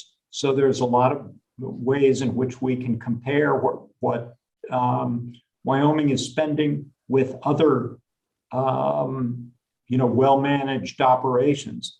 And I think the key point is to move in that direction.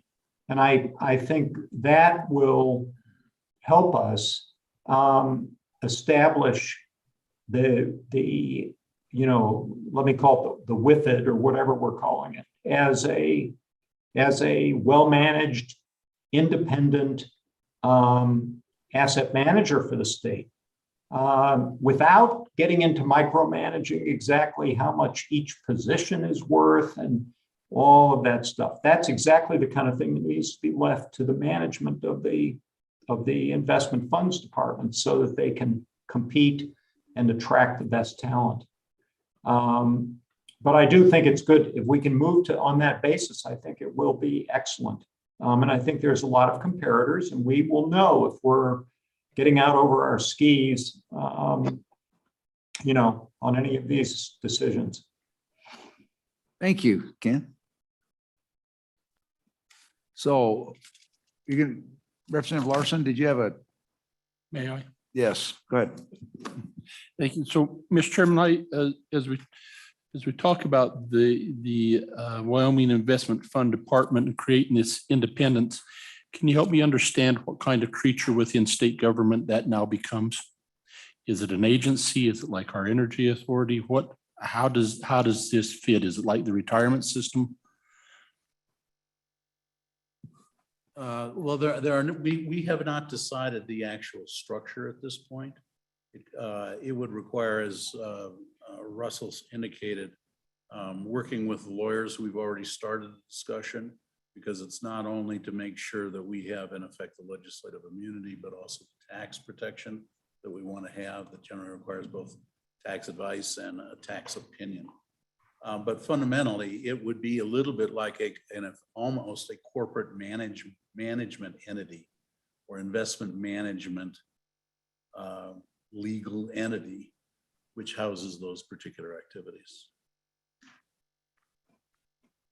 Yeah, Mr. Chair, if I may add, he's exactly right that we need to sort of check and see on the legalities of it first, and then also be able to, you've heard sort of our wish list of kind of, the things that are needed to kind of create this independent, stable, best talent, et cetera. And so whatever that mechanism is in terms of the structure that can serve the state, that's what we would do.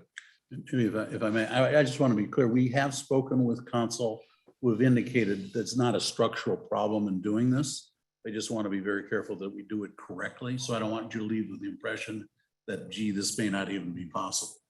Right. We're quite comfortable that there's. I mean, instructions to be made. Utah's done this, Alaska's done this. I mean, there's There's a long. there's a- long- I get that, Mr. Chairman. I guess I was just kind of wondering what the options were and what they were looking at a little bit. I know that the final decision hadn't been made, but just trying to get my head around that a little bit. Well, and I think Russell can lend some light on Alaska is that they did do it, but there's probably some roads that they went down when they did it that they wish they hadn't traveled and probably could have been done better. So we do have some ways to move forward. Yeah, But Mr. when Vice we Chair, start we hiring directed attorneys, Minnesota I to kind don't know of who's going to pay for do it. the roadmap for that. well, it's I've got 10:30. Why don't we take a 5-minute break and then we'll come back and go to you, Mr. Treasurer. Okay. So before we break, they've updated the your packet. So now electronically you have the full report. So it looks like it's going to be handed out as well. Thank you. Okay, thank you. So let's come back at 10:35. We'll stand in recess for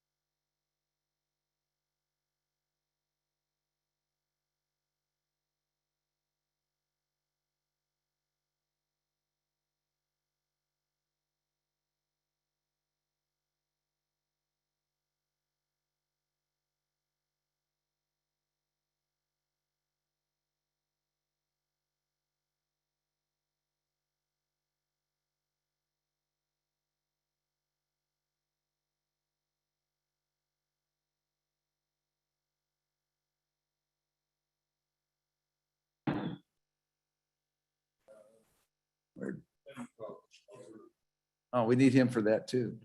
Okay.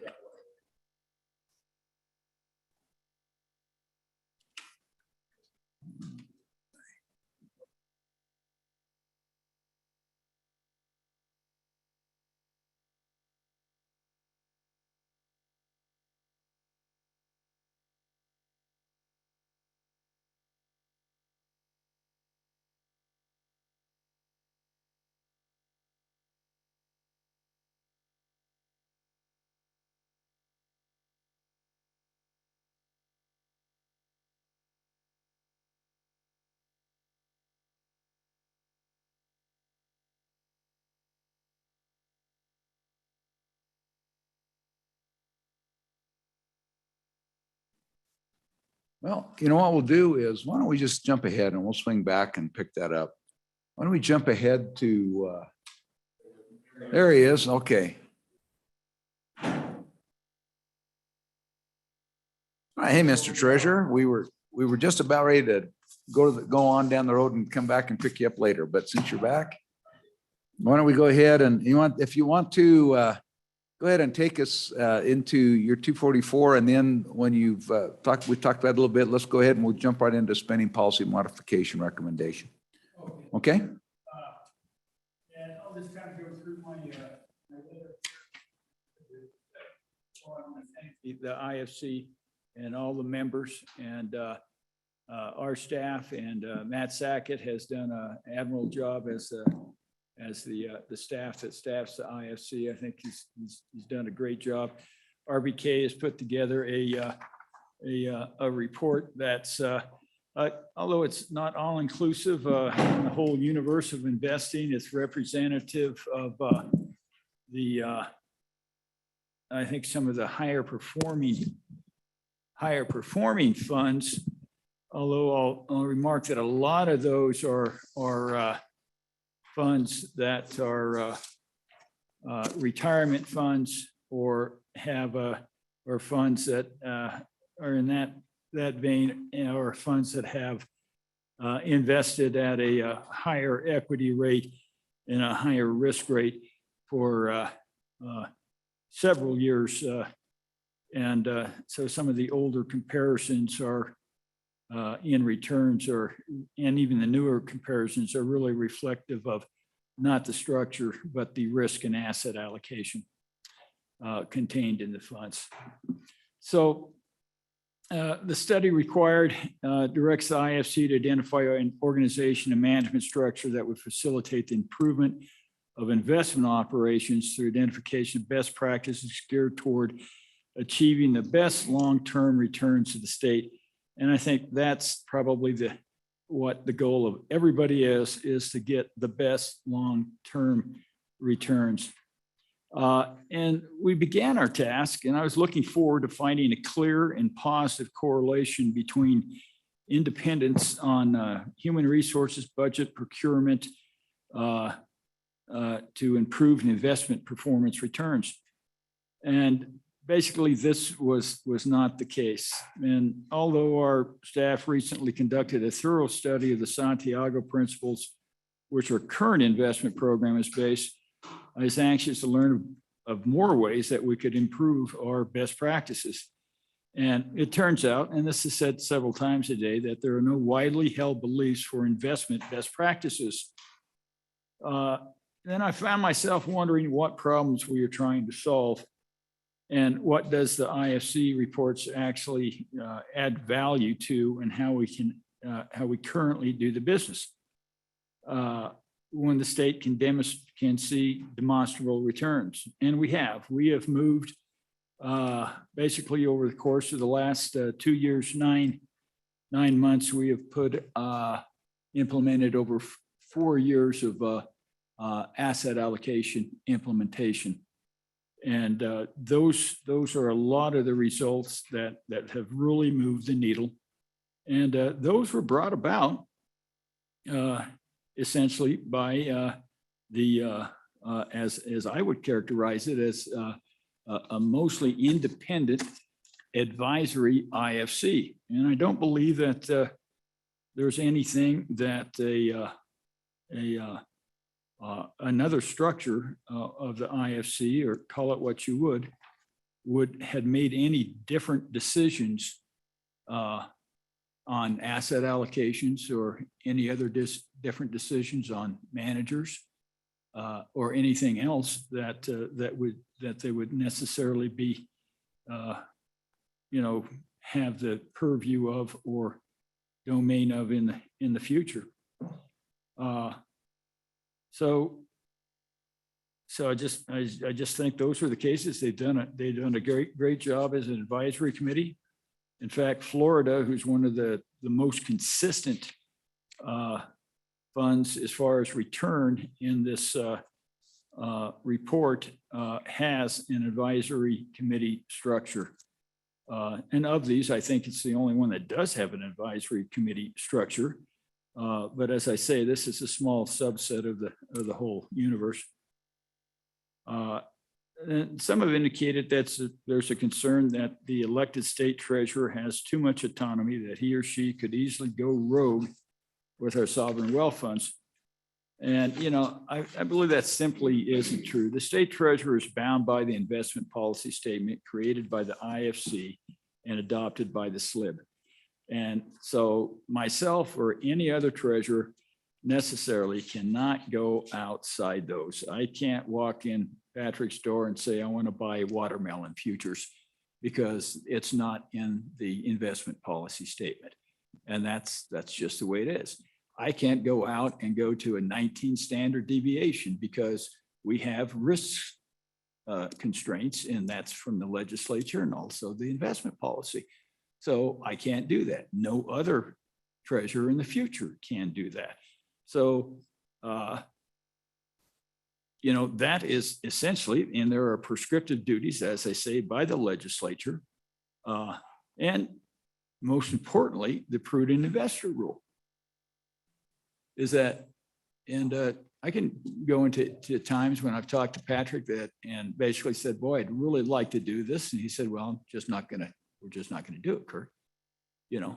And so I'd have my choices whether or not I try to force the issue, which from my perspective, there were some times that definitely would have made, I think, a large amount of difference in our income. Looking back at it from a historical perspective, but that's those things that you're bound by those things, and that's me, and that's the past treasurers, and that's all future treasurers.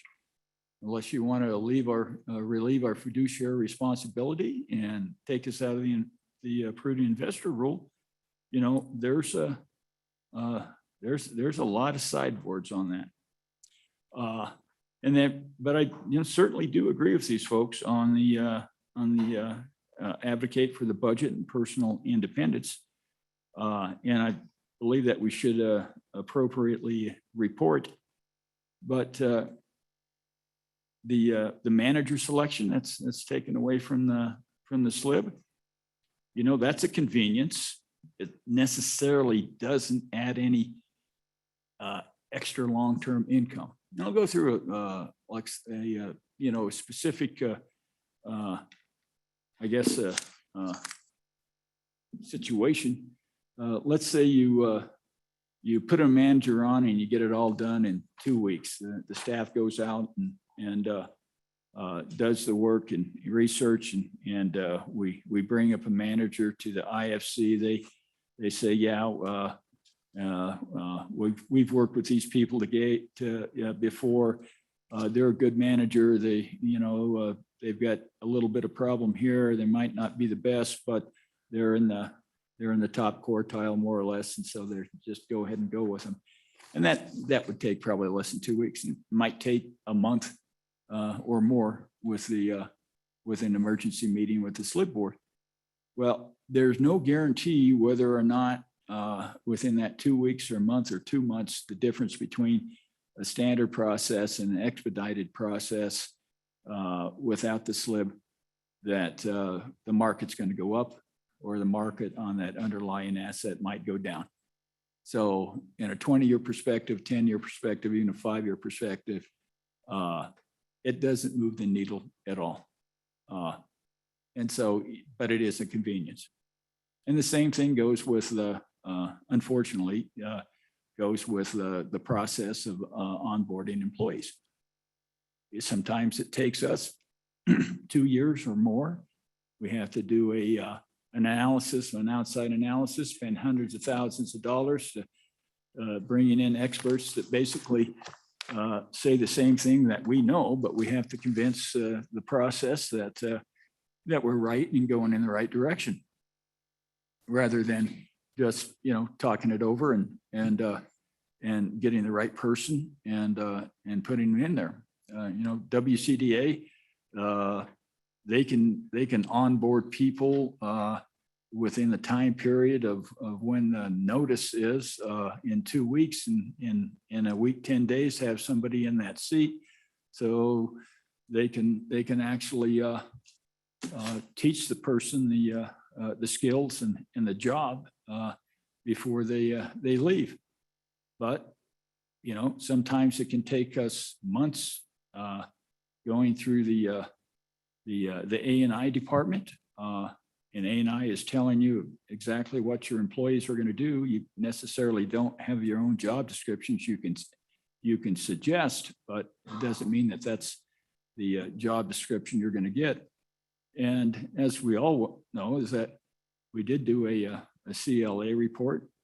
I've asked for some of those, and Don has asked for some of those positions for the last 2 years, and they haven't been forthcoming.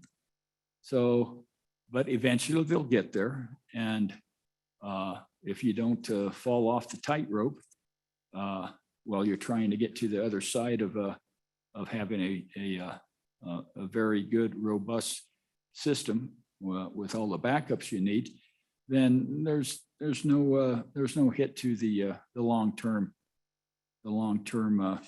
returns. So although it's a convenience, and I hope that you guys go through and we do get that convenience, especially in HR procurement and in those areas, you know, what it doesn't really change the total long-term return over a course of 5, 10, 20 years.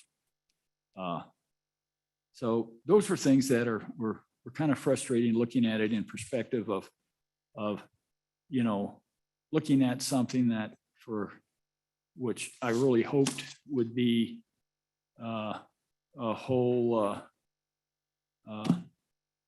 box of silver bullets. Necessarily, there's no silver bullets. There's just good, strong, steady investment, proper application of risk, proper application of asset allocations, and implemented by the best talent that we can attract. So, you know, and unfortunately, I was kind of, I guess, left with a feeling that I wish I would have spent my time on 121 rather than 244, because that had, as I said, a clear road to an extra 46 million going in there. With that being said, I think there are a lot of things in the report that I do agree with. But there are a lot of things that are in the report that necessarily don't add any value or added value to the efforts of the Treasurer's Office, your efforts, SLIB, or the efforts of the advisory IFC committee. Okay, thank you, Mr. Treasurer. Any questions for the Treasurer? Mr. Chairman. Go ahead, Senator Kinski. We'll start over here and work Thank you. around this way. Thank you, Mr. Treasurer. Not just now, but a little bit earlier, you had said that in the IFC report, you thought there was a call out for several different constitutional amendments that might be necessary to implement it, is what I understood you to say. If I'm incorrect, correct me. And if if I did understand you correctly, what are the constitutional amendments you think are necessary to get to this point? You know, I think the one, and this kind of leads us into the 121. 121 necessarily is just redefining what income is so we can spend it. But I think it's also necessary to define you know, how the reserve funds actually work. Because there are times when I think in the past and even somewhat today, that there's a reluctance to realize capital gains because being a former legislator, I remember the times when if there's money, we spend it, you know, and the problem I see implementing some kind of a reserve that's not constitutionally protected, because Alaska has a huge reserve. It's necessarily not constitutionally protected either. And there was a problem that they've had, I think, in 2 out of the last 5 years where either the legislature or the executive branch wanted to spend more than the other one did. And they got in a tussle and it extended the time period to where the investment firm that Alaska has was not going to be able to make payroll, and they came within a matter of days. And because those things weren't laid out in the Constitution, as far as that there's a maximum that the legislature can expect from revenue, and there isn't any way to get at that reserve. So I think that's something that could be put in there, and I think that would actually perhaps generate. Well, the decision-making process wouldn't be made on what the political outcomes or the political process at a subsequent date would be. And so your investments could be made irrespective of that political process. And that's kind of one of the general themes in that's before us is to try to the areas where there's I guess, and I don't exactly know how to say it. I'd say abrasive accountability, maybe, you know, because we need accountability. You need public elected officials looking over the shoulders. If you don't, you'll get exactly what happened in the Alberta Investment Management Company, where they grew so big so fast that they didn't know what the left hand was doing to the right, and they had complete independence and no accountability. That's not as what being is advocated in this report, but it's something that I think that if you look at the proverbial evolutionary camel's nose under the tent, it's something that you at least have to be aware of. And if you can put some of those things in a constitutional perspective, then there you defray the possibility of a totally independent investment operation, which I think can lead to some very dire circumstances. If you have, I mean, it's basically too much of a good thing is going to cause us problems. So those are areas where you have some sideboards constitutionally that would slow a future legislative process down as far as gaining too much independence. And that's, I think we have to come up with where we think the porridge is the right heat in all these different areas, whether it's the slip board, the legislature, or the treasurer's office. And I think myself personally, I think we're pretty close to the porridge is the right heat in the treasurer's office because of those safeguards of the investment policy statement and the statutory restrictions that we have right now. So it's in those two different areas. I think we need to look at how the spending policy and the reserve accounts interact with the definition of income. And I think that's where we need to focus with on one of them. Thank you. Do you have anything? Go ahead, Senator Drew. Good morning, Mr. Treasurer, and I'm asking this question to the treasurer, to the office of the treasurer, more so than my friend and all of our friend Kurt. Okay, I don't take anything personally. No, I I- learned that when I was in the legislature. Don't take anything personally. Yeah, and I don't worry, it's not going to be that way. I don't think, but it's just in the office, speaking to the office. To me, and I read your letter with great interest, and after reading all the rest of the reports, we got your letter yesterday, I read that. And as I went through it, I kind of got to a point of asking a question you ask yourself. So I found myself wondering what problem we're trying to solve. And then some have indicated there's a concern. I don't know where those concerns are, but the treasurer's office, I've never heard that, but I read that all with interest, but it led me to a point. And so the question is, with me, 244 just sets out, and what the IFC is asking and what they've talked about and what RBK talked about, which is putting together a framework.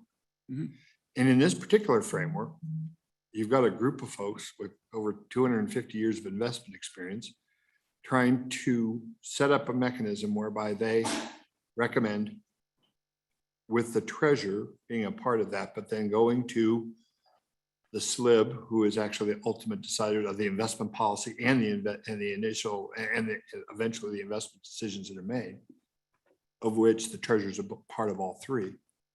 So when you take all that together, and then I read your letter, what's the problem? What specifically is the problem? Because to me, it seems to address that need where we have that independence of all the things that RVK talked about, that when I read your letter, I got that there's a real problem with this structure. And so I'm just, help me with that and help me from the treasurer's standpoint, in the office. Yeah. As how we look at it from year 1 to year 20 out, how that works. Well, I guess what I look at is looking out from the standpoint of getting to the highest long-term gains and doing it in the easiest and most efficient manner, and not changing things that necessarily don't have to be changed if we're just changing for changing for the sake of changing. And I think it goes right to your wording in when you said recommending, that the IFC or the new board would be recommending to the SLIB board. Well, that's exactly what they do now. So it doesn't make any difference whether you're recommending as a independent company or you're recommending as a independent advisory board. It's still a recommendation. So that part doesn't change irrespective of the structure. So that part to me, in my mind, is clear. Yeah. So I think what a lot of this does do is look at as I said, the convenience of some of these business processes, whether it's hiring people, whether it's onboarding and procurement systems, and you look at the people, processes, and systems, those things that go through a process in which, and it's very clear from what we've had as far as the discussions, and this is primarily with Russell and what they did in Alaska, is that the legislature has to be involved in the approval of a budget. Now, it can be an approval of a number of basis points, and that is the budget. So we're trying to simplify some of those things, but it's more for convenience and more for ease of operational implementation. So I guess if you're looking at one problem, I guess it would be the operational implementation is very cumbersome in a lot of different areas. And so the report that was brought forth by the IFC, which I agree on, is that we're trying to solve for those operational encumbrances and trying to make it easier. Now, as far as trying to solve for an improved return, I don't see anything that we're doing in this that actually improves the total long-term return. If you have the same people that are in the advisory board or in the other mechanism where they're an independent board. Now, the easiest way to get an independent board and not worry about the legal fees and the structure is just to have the independent board within the office of the treasurer. Because we already have the sovereign immunity, we already have the tax status across the world of basically tax-free. It's already there. We're already a qualified investor, so we can trade ourselves on all the major markets. So all those things would have to be redone. And we'd have to redo all of our contracts with our 60-some managers. We'd have to redo our contracts with RVK. All of that would have to take place to move it into a different entity. And I ask myself, what is the value of doing all of that and spending all of that time, money, and circumstances to have a total independence versus an advisory independence, when in fact, most of the things that move the needle, it's still an advisory recommendation, and that's an asset allocations. Asset allocations, Don says it's 80%. RVK told me earlier today it's 90-95. I asked him what managers were. Managers are somewhere around 5. So it's going to be somewhere between 95 and 99%, managers and asset allocation. And so you're looking at that one little sliver, 1%, that is structure. And that's what we're working on here right now. And so we work on that 1% sliver when we could have been working on 121, which is a straight $46 million right into the educational fund.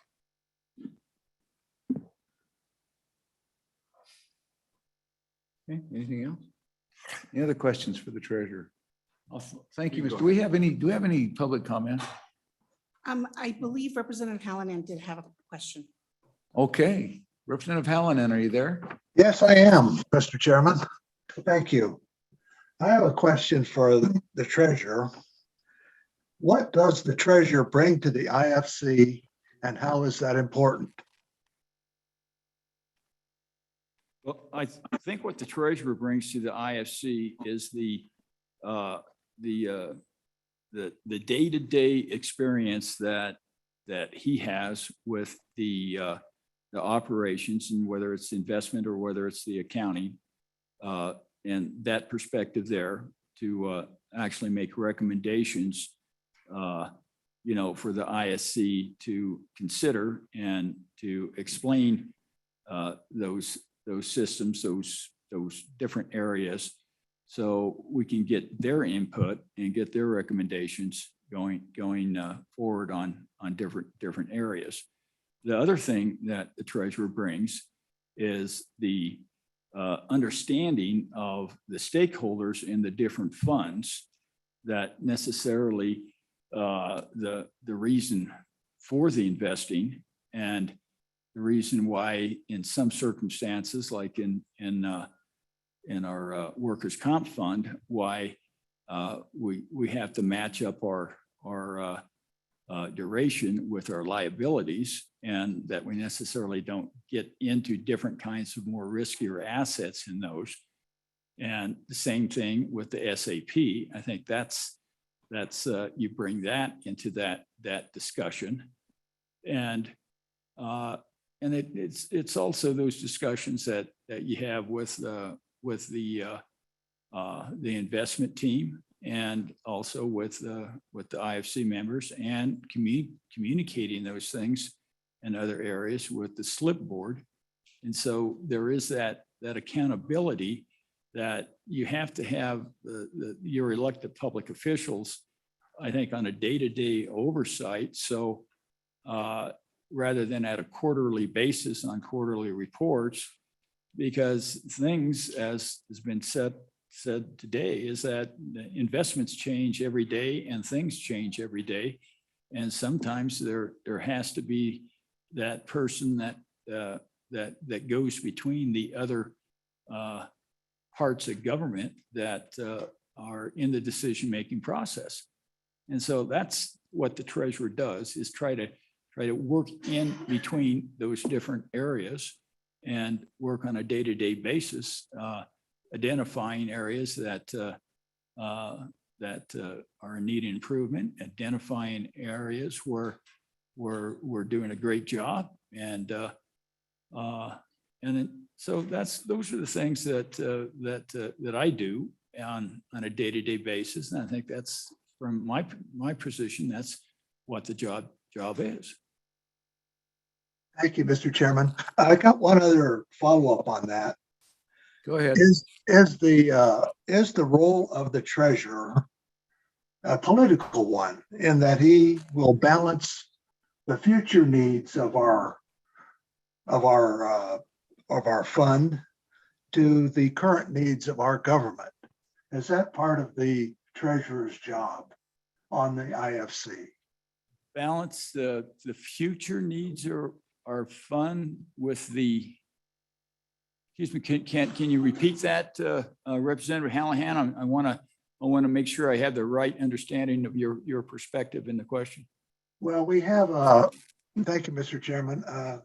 We have an issue with future needs of these monies and current needs.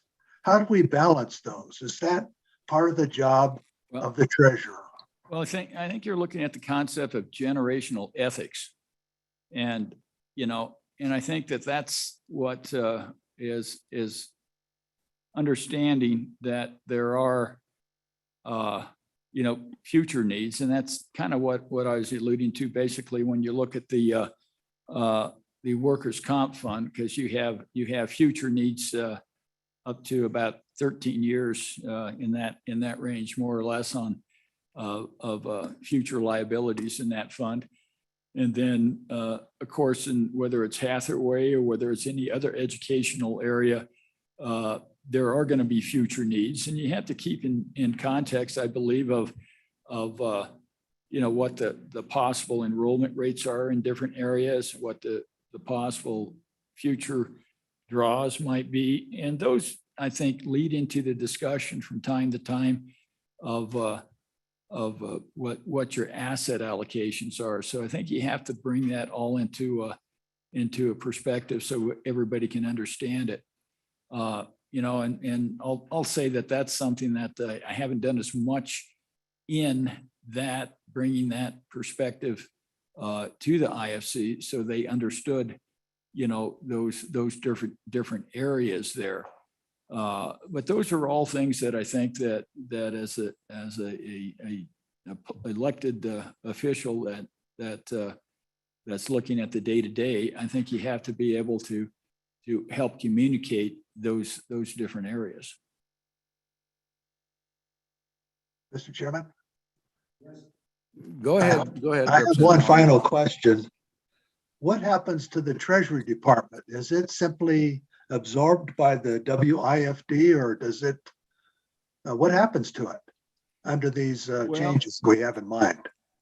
That's something that we've had some discussions on. I think the Senate chairman basically said that I'd be happy with trying to remember how you said that, Senator Perkins. It was basically plenty to do with unclaimed properties. So I think that's where he sees the split, is that the treasurer's office would keep unclaimed properties and everything else would go the other way. No, that's not. No. The treasurer's office has a significant number of governmental functions. If you go back and look at the statute and what your office does, your office makes sure that when the checks are written, there's enough in the accounts. You make distributions. You do lots of other things besides things that are related to investments. And those things are different than, you know, this whole process is about the investment arm of the investment function of your office and whether or not that moves towards independence.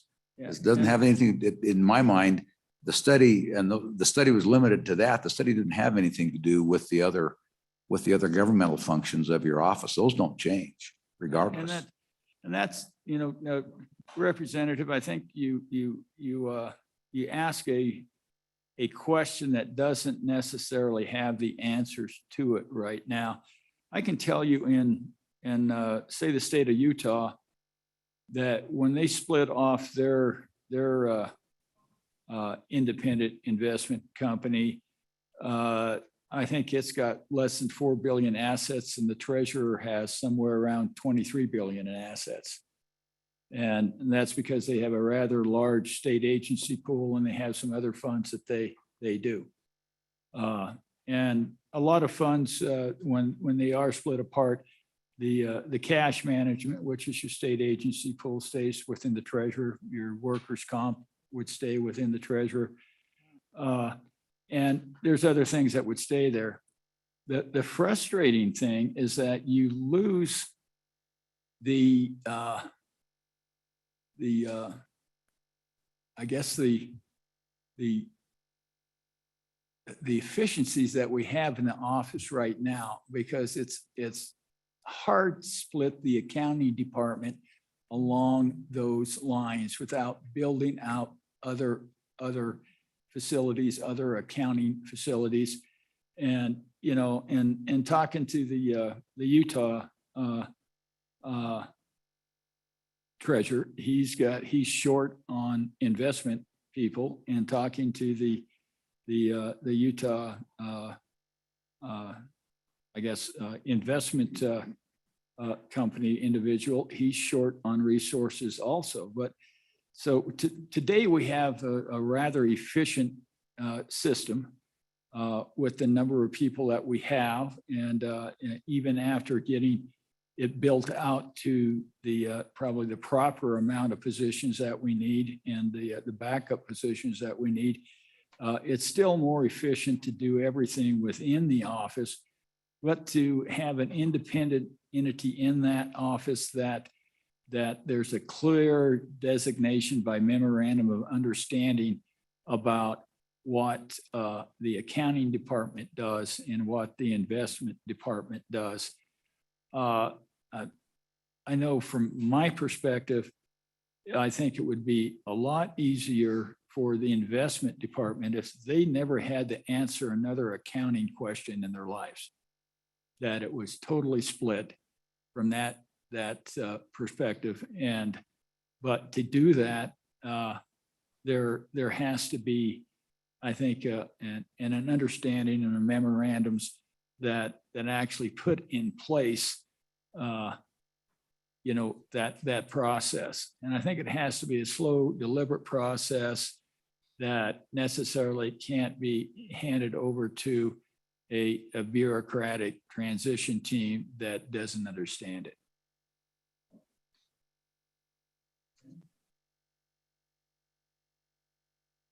Representative Hallen, anything else? No, thank you, Mr. Chairman. All right, thank you very much. And there's no public comment? All right, let's Mr. Chairman, before you break or move on, I call your attention to this document that I put out just to explain it a little bit.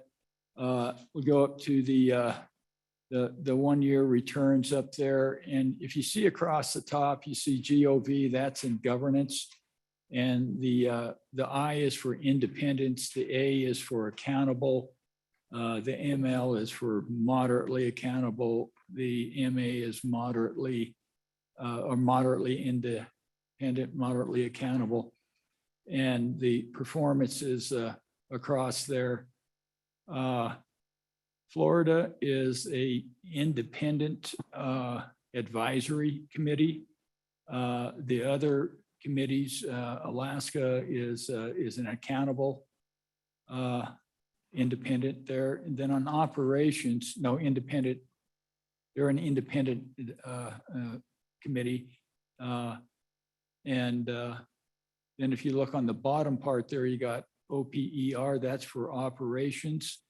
That would be more the back office and accounting offices. Those are A is for accountable and I is for independent. The top performers are Alaska and Florida. And I think the one thing that both Alaska and Florida have that I think they even Don and Tom would opine positively on is that they have a very robust back office and they have a basis point funding formula, although they're not the same type of basis point funding formula. They both have ample amount of revenue sources to operate their base funds. So those are your, when I look at the most the funds that are the most consistent over the 10 years, those two pop out. Alberta is the most independent of all, the Alberta Investment Management Company, and they're independent across the board. And I think that has given them some problems. And if you look them up online, you can see those problems themselves. Again, beware that this is just a subset of many funds, and that was what all the decisions were pretty much based on as far as from RVK's presentation. I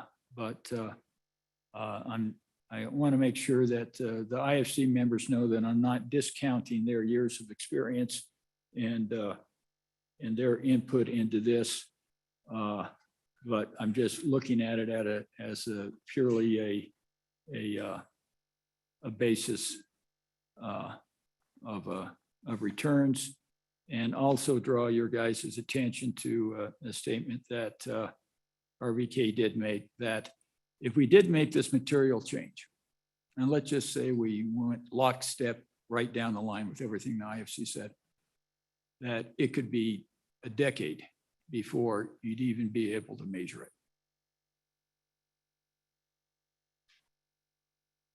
Okay, any other questions? Sure. Yeah, Go ahead. first of all, did you provide this to the members of the IFC so they could actually look at it and Well, that's comment on it? the same one that we've had before, guys.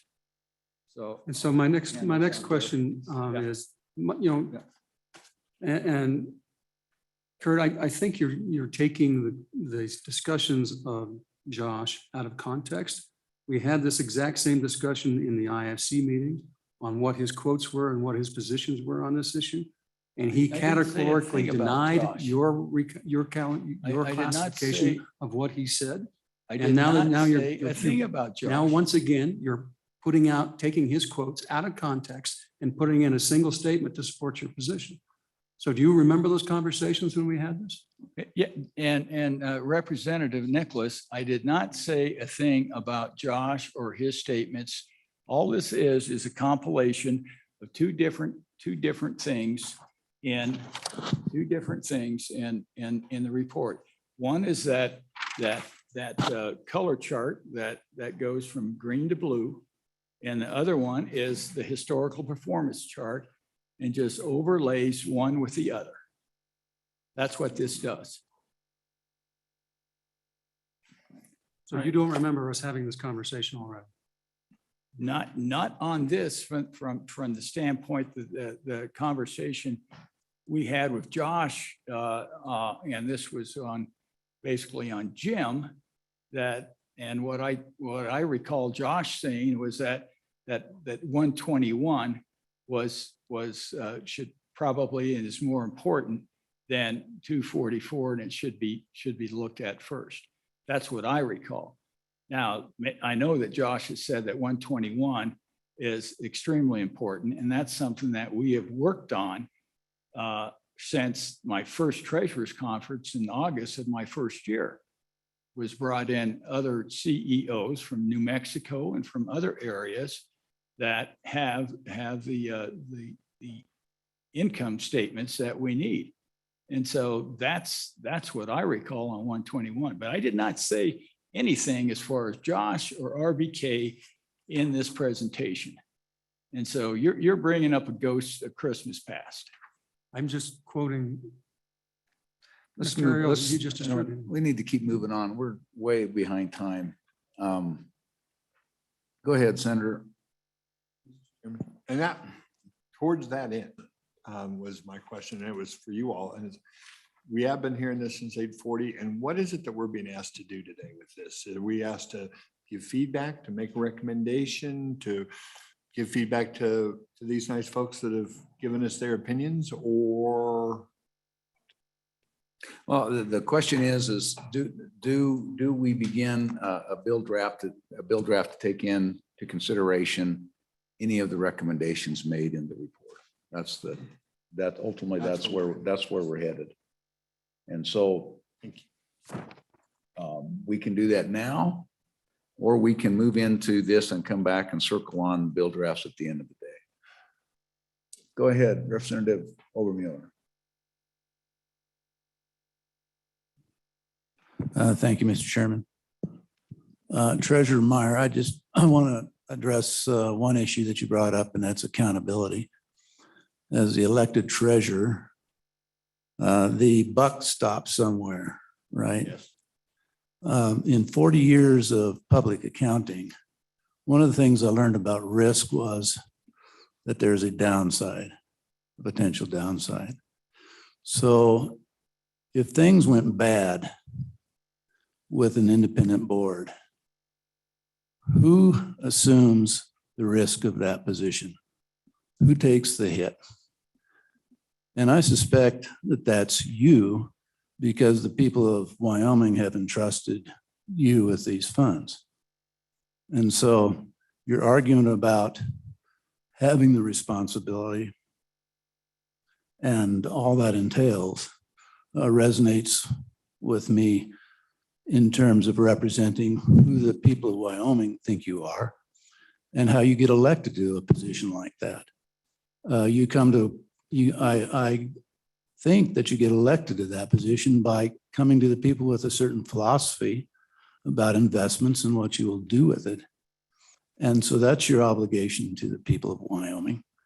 And so how do you, under the structure that's being proposed, how do you meet that obligation to the people of Wyoming when the buck stops at your desk?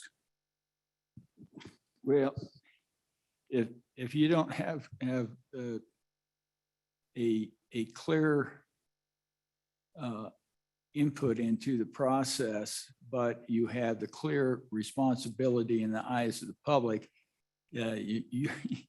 you're definitely between the rock and the hard spot, Representative. You really are.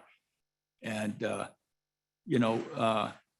that's why, I thought it was important to have a process that gave more authority to the IFC and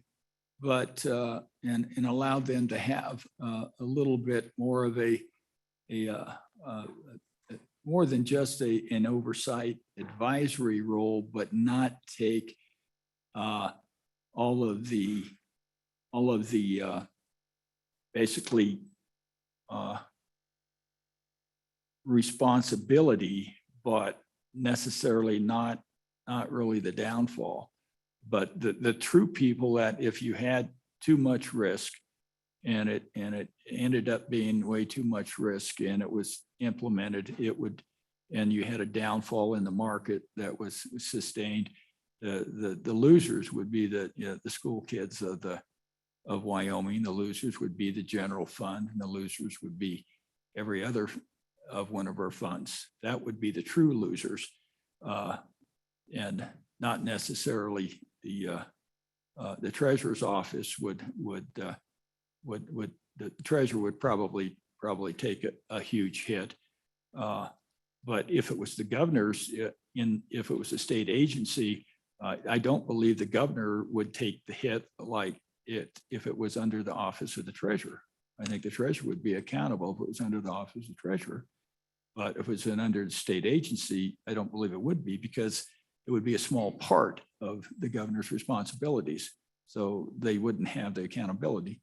And likewise, the individual slip board members probably wouldn't have the accountability, even though they still have the biggest piece of growth and revenue growth or sustained revenue, and that's asset allocation, because they're ultimately the ones that are there. But I don't think the public understands that there's that relationship there with the slip board members. Now, I'll go just a little bit into the Alberta Investment Management Company. They essentially got so big that they didn't know what the left hand was doing with the right hand, and they were trading uncovered, uncapped options, and got so many margin calls that they lost $2.1 billion during the COVID market drop. 2.1 billion. Now that was, I think they're about $189 billion fund, but it was still substantial enough that the CEO lost his job, and those two traders lost their job. But they got over their skis. They didn't understand the tail risk that was associated with that investment, and that's what happens when you have way too much independence. And so that's why I suggest that you have some kind of, I guess, restrictions within the Constitution on getting way too much independence, and somebody might be able to, or discussions might be able to bring up what too much independence looks like. We know what it looks like in Alberta's case. No, we're going to move on. We're so far behind schedule. Yeah. We have to move on. We just got to move on. I'll be brief in my other. So let's go on. We got, so the next item of, we're going to take Bill, we have Bill stuff to work on. We're going to do all the bills, whatever bills we're going to do, we'll take those up at 4 at the end of the day. So we're going to move on to the spending modification recommendations. So yeah, it's 10 o'clock somewhere. Yeah. Go ahead, Mr. Treasurer. Yeah, Mr. Chairman, we don't have any spending policy modification recommendations. You heard my other, plea for some kind of a constitutional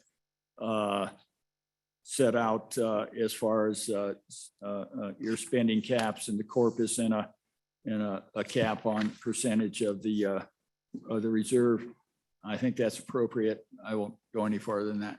Okay, thanks. And we'll take up the 121 stuff comes later today. So we'll take that up then. So with that, then let's move on smartly into investment performance and report. So I think it's Patrick and Josh. Patrick and Josh up here. And we do want to thank, having witnessed all the hard work of the IFC and the Treasurer's Office on this report. It was phenomenal and tremendous number of hours. And so just thank you for that. What's that? Pleasure. Thank you.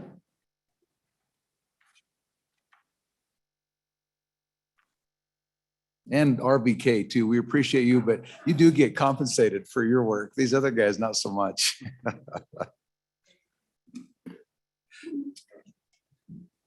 So Mr. Fleming, Mr. CIO, welcome. Thank you. Thank you, Mr. Chairman. My name is Patrick Fleming, and I'm the CIO from the Treasurer's Office.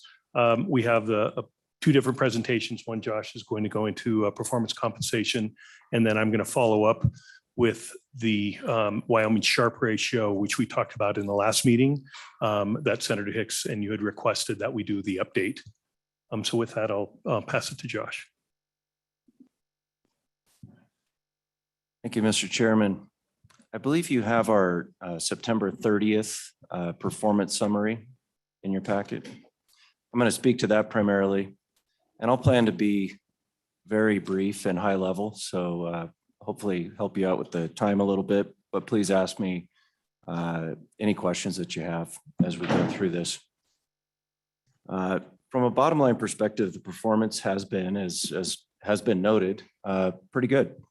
Markets have been good. risk assets have generally done very well in the past year or so. And in addition to that, the performance against benchmarks, which really gets at the measurement of how is the staff and IFC and SLIB decision-making on managers doing relative to benchmarks. That's also been pretty good. If you go to page 4 of that report, you can see total fund at a high level. Now keep in mind, total fund includes a conglomeration of all of the different funds. Some of them are very long-term in nature, some of them are very short-term in nature. So the absolute level of returns doesn't mean a whole lot, but what does mean something is the total fund versus the benchmark. That gives you a sense for how is the execution performing against the policy benchmarks. And you can see in the most recent quarter, you had a positive 20 basis point return, just a little bit ahead of the total fund index. For the calendar year to date, that's the 9 months ended 9/30, 6.2, which is 20 basis points ahead. And over the past year, 12.9, which is about 10 basis points ahead. If you go to page 5, I'll focus in a little bit on the different types of funds. You can see, especially looking over the calendar year to date and the past year, very good returns from the Permanent Mineral Trust Fund, 9.4 and 19.8%, for example, over the past year. Now, we do include in there, in addition to the total fund benchmark, the reference portfolio that is in statute and really serves as a sort of maximum risk level reference portfolio. And you've actually outperformed that 70-30. And that's just a very simple 70% global stocks, 30% US investment grade bonds. And PMTF has actually outperformed that over the past year. I would note on Common School, good performance relative to the benchmark, but Common School has more of an income focus, which means less in growth assets, because if you want income, you can't have as much in assets like stocks where more of the return is going to come from appreciation. And so by having that more conservative, more income focused portfolio in this environment, you can see there's been a pretty significant return difference, only 14.3 versus 19.8 for PMTF. And then you can see as you go on to workers' compensation, as well as some of the reserve funds on the next page, which all are to varying degrees, lower levels of risk than the permanent funds.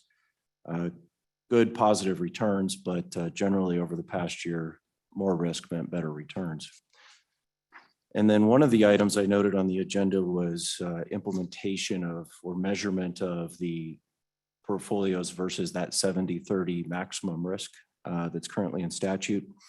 And so on page 7, what we show you is from left to right across time, rolling standard deviation, which is a measure of the volatility of returns, which is not perfect, but a pretty widely used measure of investment risk. And the dark purple line, that's the 70-30. And so the higher on the page, the higher the risk. And then each of the funds below that. So it gives you a pretty good sense for where each of the funds is in relation over time to that 70-30. Page 8 is the same data, but it's normalizing it. So it's just showing the risk level of each of the funds as a percentage of 70-30. And what you've seen over the past couple of years on the far right-hand side is an increase in the green and the blue, which is the permanent funds.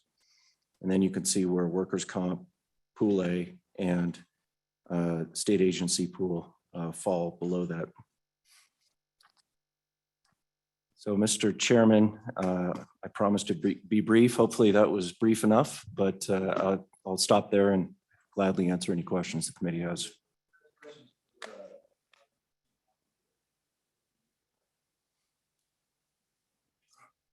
Thank you.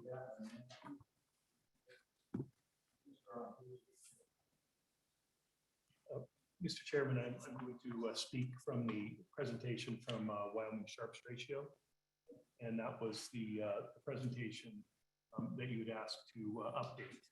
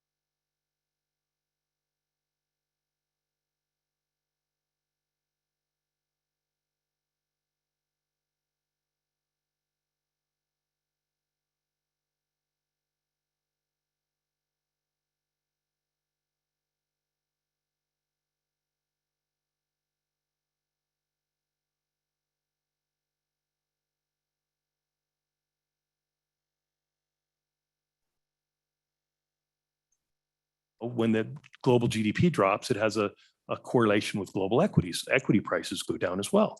And historically, we're saying, okay, well, we have this large amount of bonds that would benefit that differentiation. But right now, 10-year treasuries are yielding 1.5%.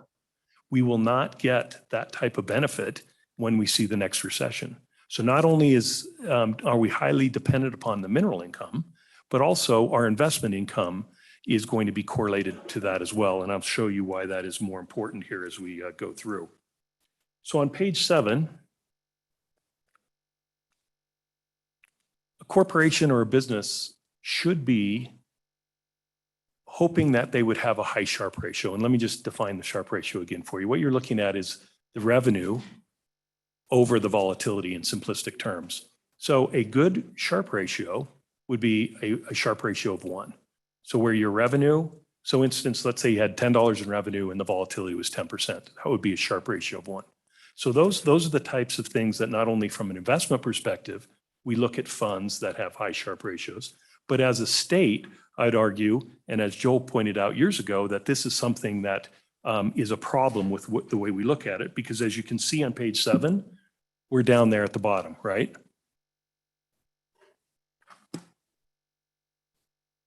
Next page, page 8, is Wyoming does not receive high marks for economic health. So that's another issue that we have against us in the sense that when you look at employment rate, delinquencies, personal income, home prices, et cetera, it's not one of the better, as far as economic health, we're on the bottom. Now, if you look at page 9, economic health and the Sharpe ratio where we're correlated, and if you see that on the bottom left, those are the states that primarily have the energy component into it, where we're seeing North Dakota, Oklahoma, Louisiana, New Mexico, Alaska, and Wyoming. That is not the quadrant you want to be in. That's the worst of the quadrant when you have both of those together. Okay, now let's look at Wyoming's revenue by source. And so if you look at page 10, the top 4 factors, the PMTF, the severance tax, natural gas, property tax, pooled investment income, so forth. It shows you the top 2 of the top 4 are the investment income. So when we're talking about things that you discussed in 244 and so forth, the things that we can do, on a $25 billion fund, 1 basis point is $2.5 million. So, when we're talking about just being able to do something at the margin, this is a significant driver of income to the state. And as I'm going to show you on the next page, the benefit of this is that income has lower volatility. So when you're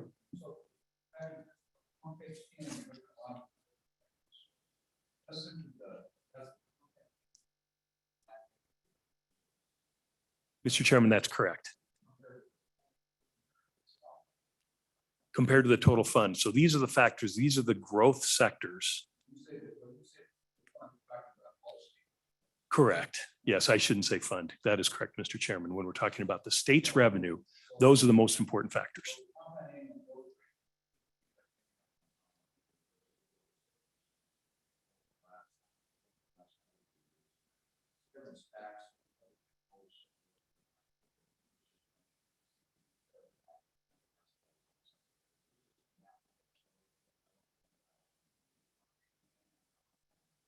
That is correct, Mr. Chairman.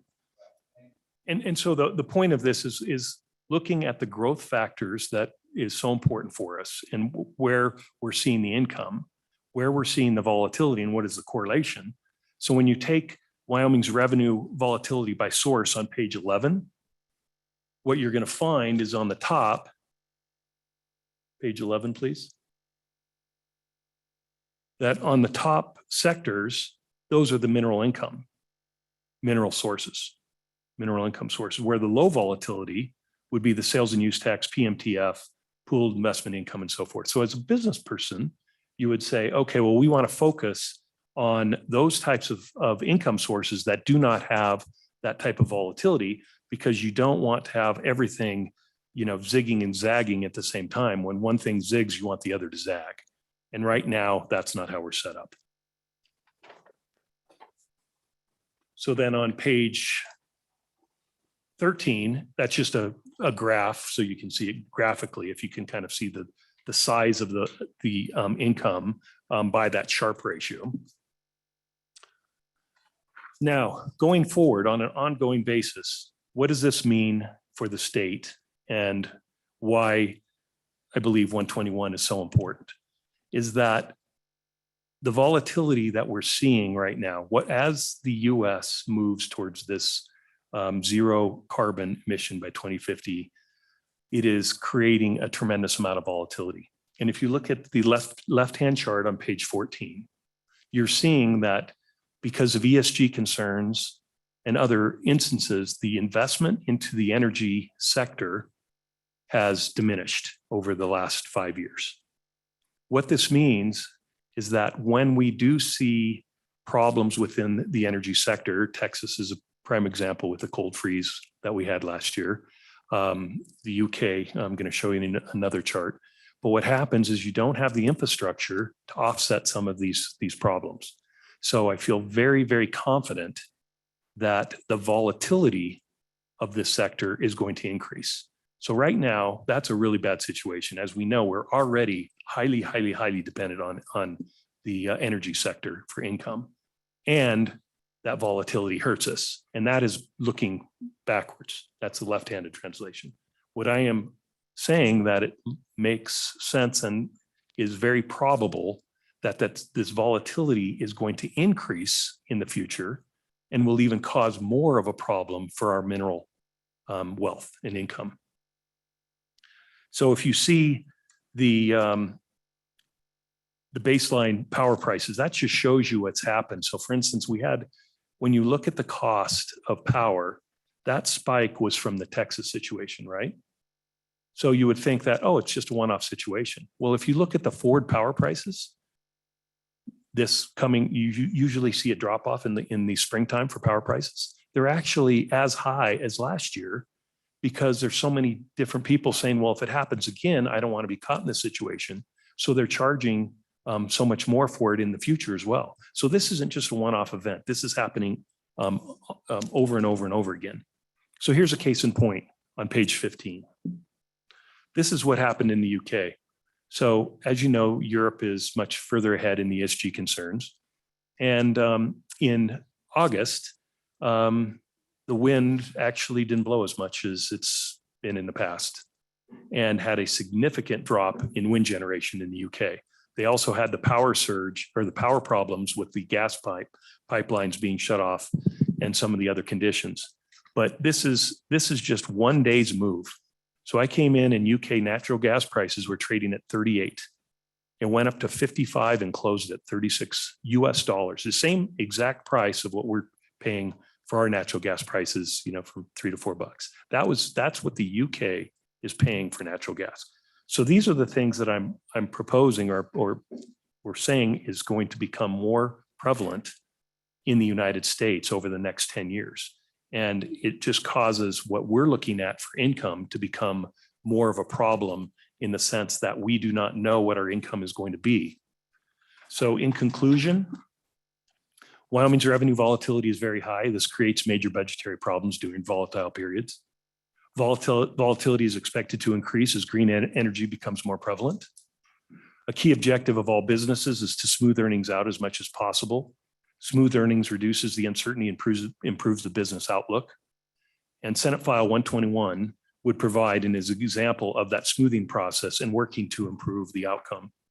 So the treasurer is commenting about RVK had mentioned before about how important Senate File 121 would be, and not saying it's more important or less important than 244 or whatever, but this is something that I would comment, and we have the data to show how important it is and what would happen. So if we're able to take that smoothing process out and change our definition of income, not only would it help in this process, but it would help in our reserve accounts because we wouldn't need those large reserve accounts.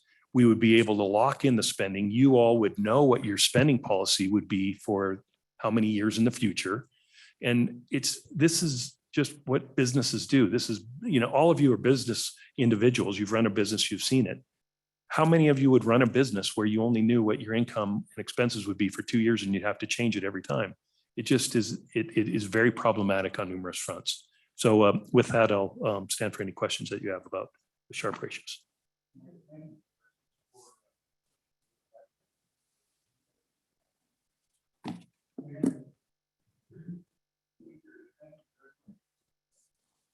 Doing this work, trying to do this work. So thank you. Well, if there are no questions, it is noon. Why don't we go ahead and thank you for your quick presentations. You helped get us back a little bit closer to being on time. And we will, so after lunch, we'll take a performance compensation report. And we'll step to that as we get there. So with that, we'll go ahead and we'll stand recess for an hour. We'll come back and we'll start